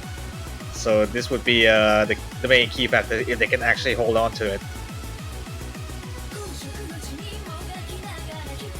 Yeah, that's all they have to hope for. Performer tends to be a bit worse on Ellen density, but Miwiki finding a drop is not gonna help. Harponger seems to be overholding quite a lot in this case, so that might be a detriment for some, but luckily that combo still holds on to that one occasion. Hopefully they can actually stabilize that, not overholding too much here. Yeah, there's gonna be a trend here where Performer tends to be one of the lower accuracies in long notes, but that's what he's here for. He's here to ensure that they have a triple full combo, and they're all doing a very good job at keeping that status in check.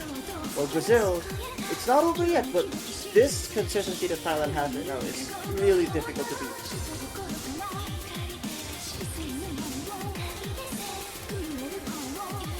It just all once you get to the later sections of it, it's just pretty much just the same thing, just the same density, same jump stream, inverse type of patterns.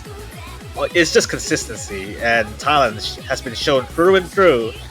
They really are not going to be missing anywhere in this, other than the fact that some accuracy drops can happen, but at the same time, Brazil needs to step up a little bit more than they need to be. Now, for Palmer missing isn't really changing the lead, just because, again, accuracy is clearly in Thailand's favor. And that's it. That's another breakpoint. Although this one was very close. To give Brazil credit, they almost had it, but I think if Newiki did not miss that, could have probably given them a much better chance. Yeah, just by sheer on the accuracy alone, I feel like even with the slider break and a miss that Mimiki had, probably just around 5,000, 6,000 ish of a score difference right there. So it's not too much. Still gonna give that lead to Thailand, whatever. On still, it's just purely accuracy that ratio wise is just clearly dominant for Pavitt and Konkawa. Even Pavitt with a V1 double S as well. Extremely good accuracies all across the board.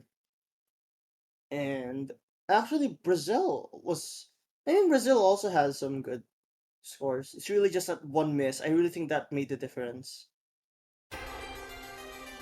Okay, so now, what does Thailand? I guess Thailand goes for Endro because I think maybe they want to save the core jack pick for another match, but maybe no, maybe they pick danger and danger. I think that's what Thailand picks. Okay, yeah. Yeah, this is the one that this is just all you would expect. Almost every single player on Thailand is going to be have 999 on this, but it's just actually asking kind of for too much. Other than if Achi plays this, then it would stand much of a better chance.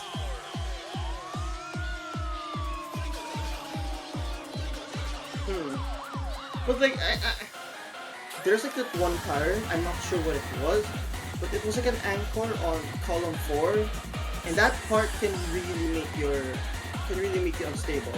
Maybe Thailand puts Achi in here because Achi is very consistent in project, but they could be wrong. As for Brazil, I think I'm expecting Mimiki, Artlol, and okay, I was expecting Zikui to be here, but I think Aegis also makes sense. So I'm not kind of sure if Perponga will be staying in for this pick in particular. Although they at heart they are just very good at anchors at heart in general. So I would say that even core jack picks like this would be kind of a stroll in the park most likely. But whether or not they have the better average score, then it could be a different case. Maybe Perponga would also want to play this one as well instead of Konkawe. No, it makes sense. I think Parponger being here is once again they're trying to secure the higher chance of full combos, and Achi is very adept to core jack pattern, so it makes a lot of sense why Achi would be there.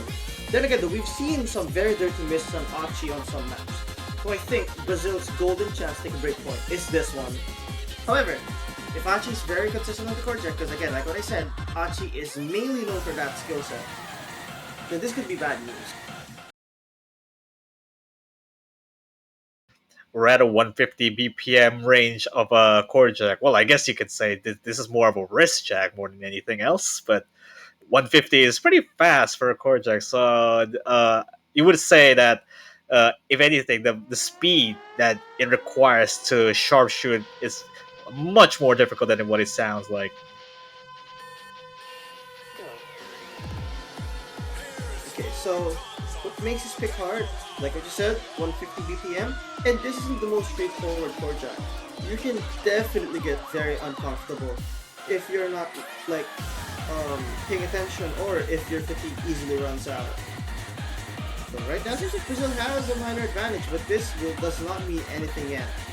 There's so many patterns that will still be thrown at you this entire chart.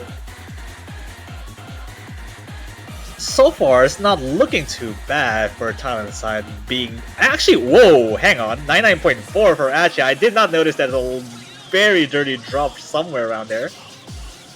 There's probably some 50s there. I mean, this is the thing about core jacks. If you're not careful, you can drop 50s without much notice. But Brazil has been the team that's been choking a lot more this match. So whatever this lead is, it's not safe. Again, with the nature of core jack picks, you can get very uncomfortable for a short bit, and that's it. That's a lot of points deducted. Still around 6,000-ish of a score difference. Achi's now climbing to 99.7, but that's still not going to be saying much, as the second lowest is 99.91, and you have to climb it back up to that point, but the map is actually going to start a little bit closer and closer, however. But Pavitt finding a drop, that Oh, that's gonna be massive. Now Brazil, this is what I was saying. This is Brazil's golden opportunity to take a point off Thailand. Yeah, this is the last stretch of a core jack here. You would notice that this is a 5-digit lead already, but Brazil has this one final pattern of a stretch, and it's looking like Brazil is going to take Thailand's protect off the back here. Now Brazil's on the board. Even if they're down 4-1. Like what you said. Oh, like what you said. This was their protect, and now they just take that away with a triple V1 double S as well. Very impressive work. That is I would say that this performance from Brazil, I would say this is like at this particular chart, it's probably like top 5, top 4 scores in this entire uh, remaining team that are was also can play core jacks, but at this point in time, this is the most compelling of a chart to pick against your opponent, and Thailand's pick does backfire to an extent. So Brazil is gonna have the opportunity to get down to 2 points down if they play their cards right.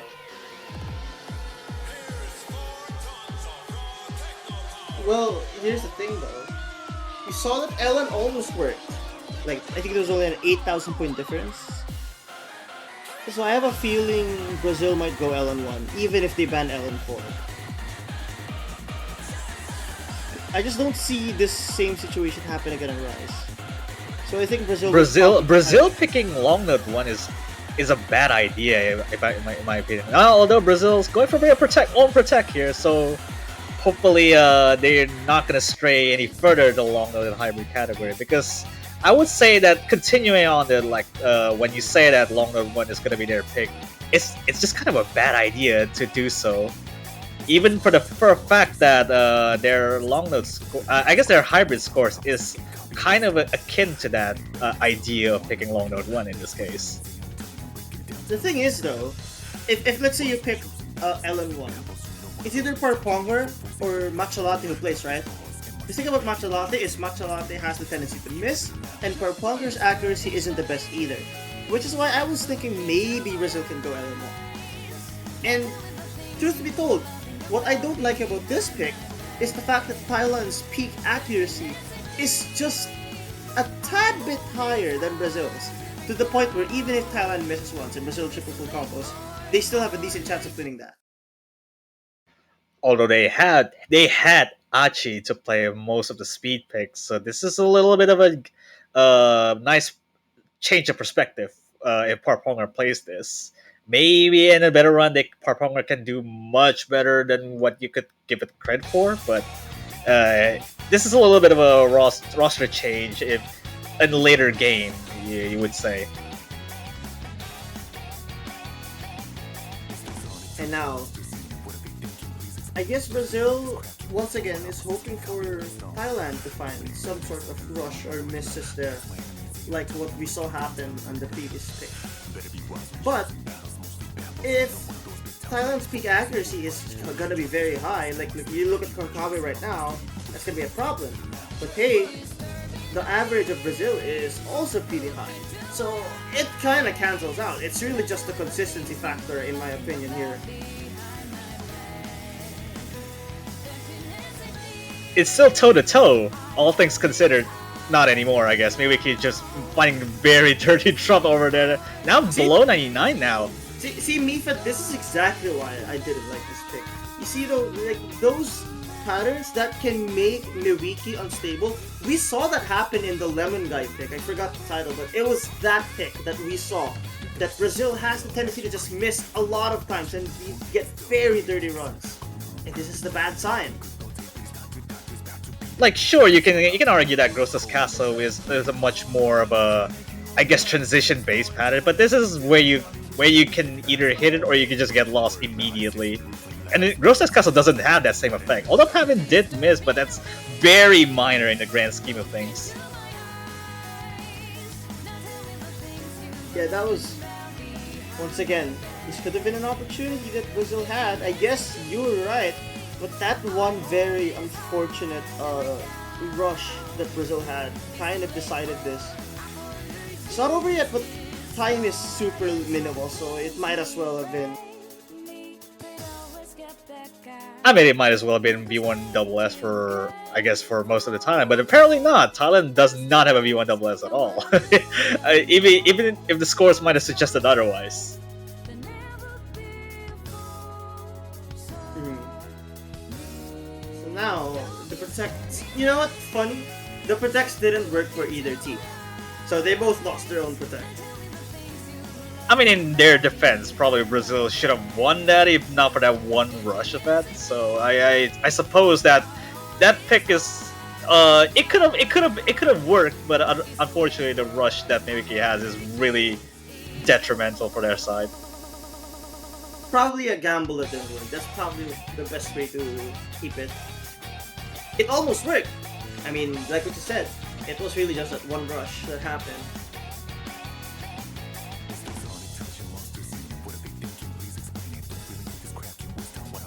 At this point, Thailand's gonna have to pick anything other than the fact that the long note they haven't picked long note either. On just they have been picking right.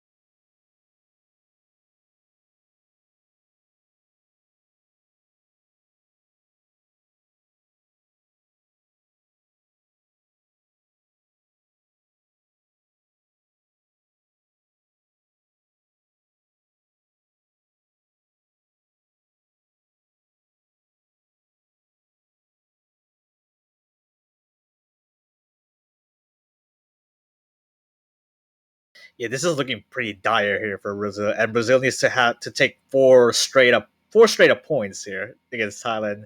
So this is a tough uphill battle to climb forward there to be able to get to a tiebreaker. So this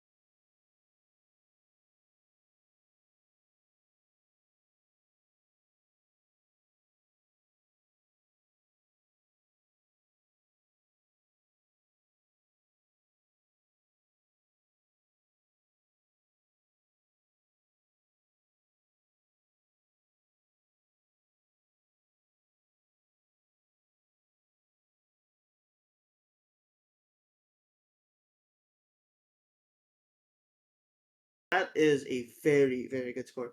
But Brazil's score is also extremely solid.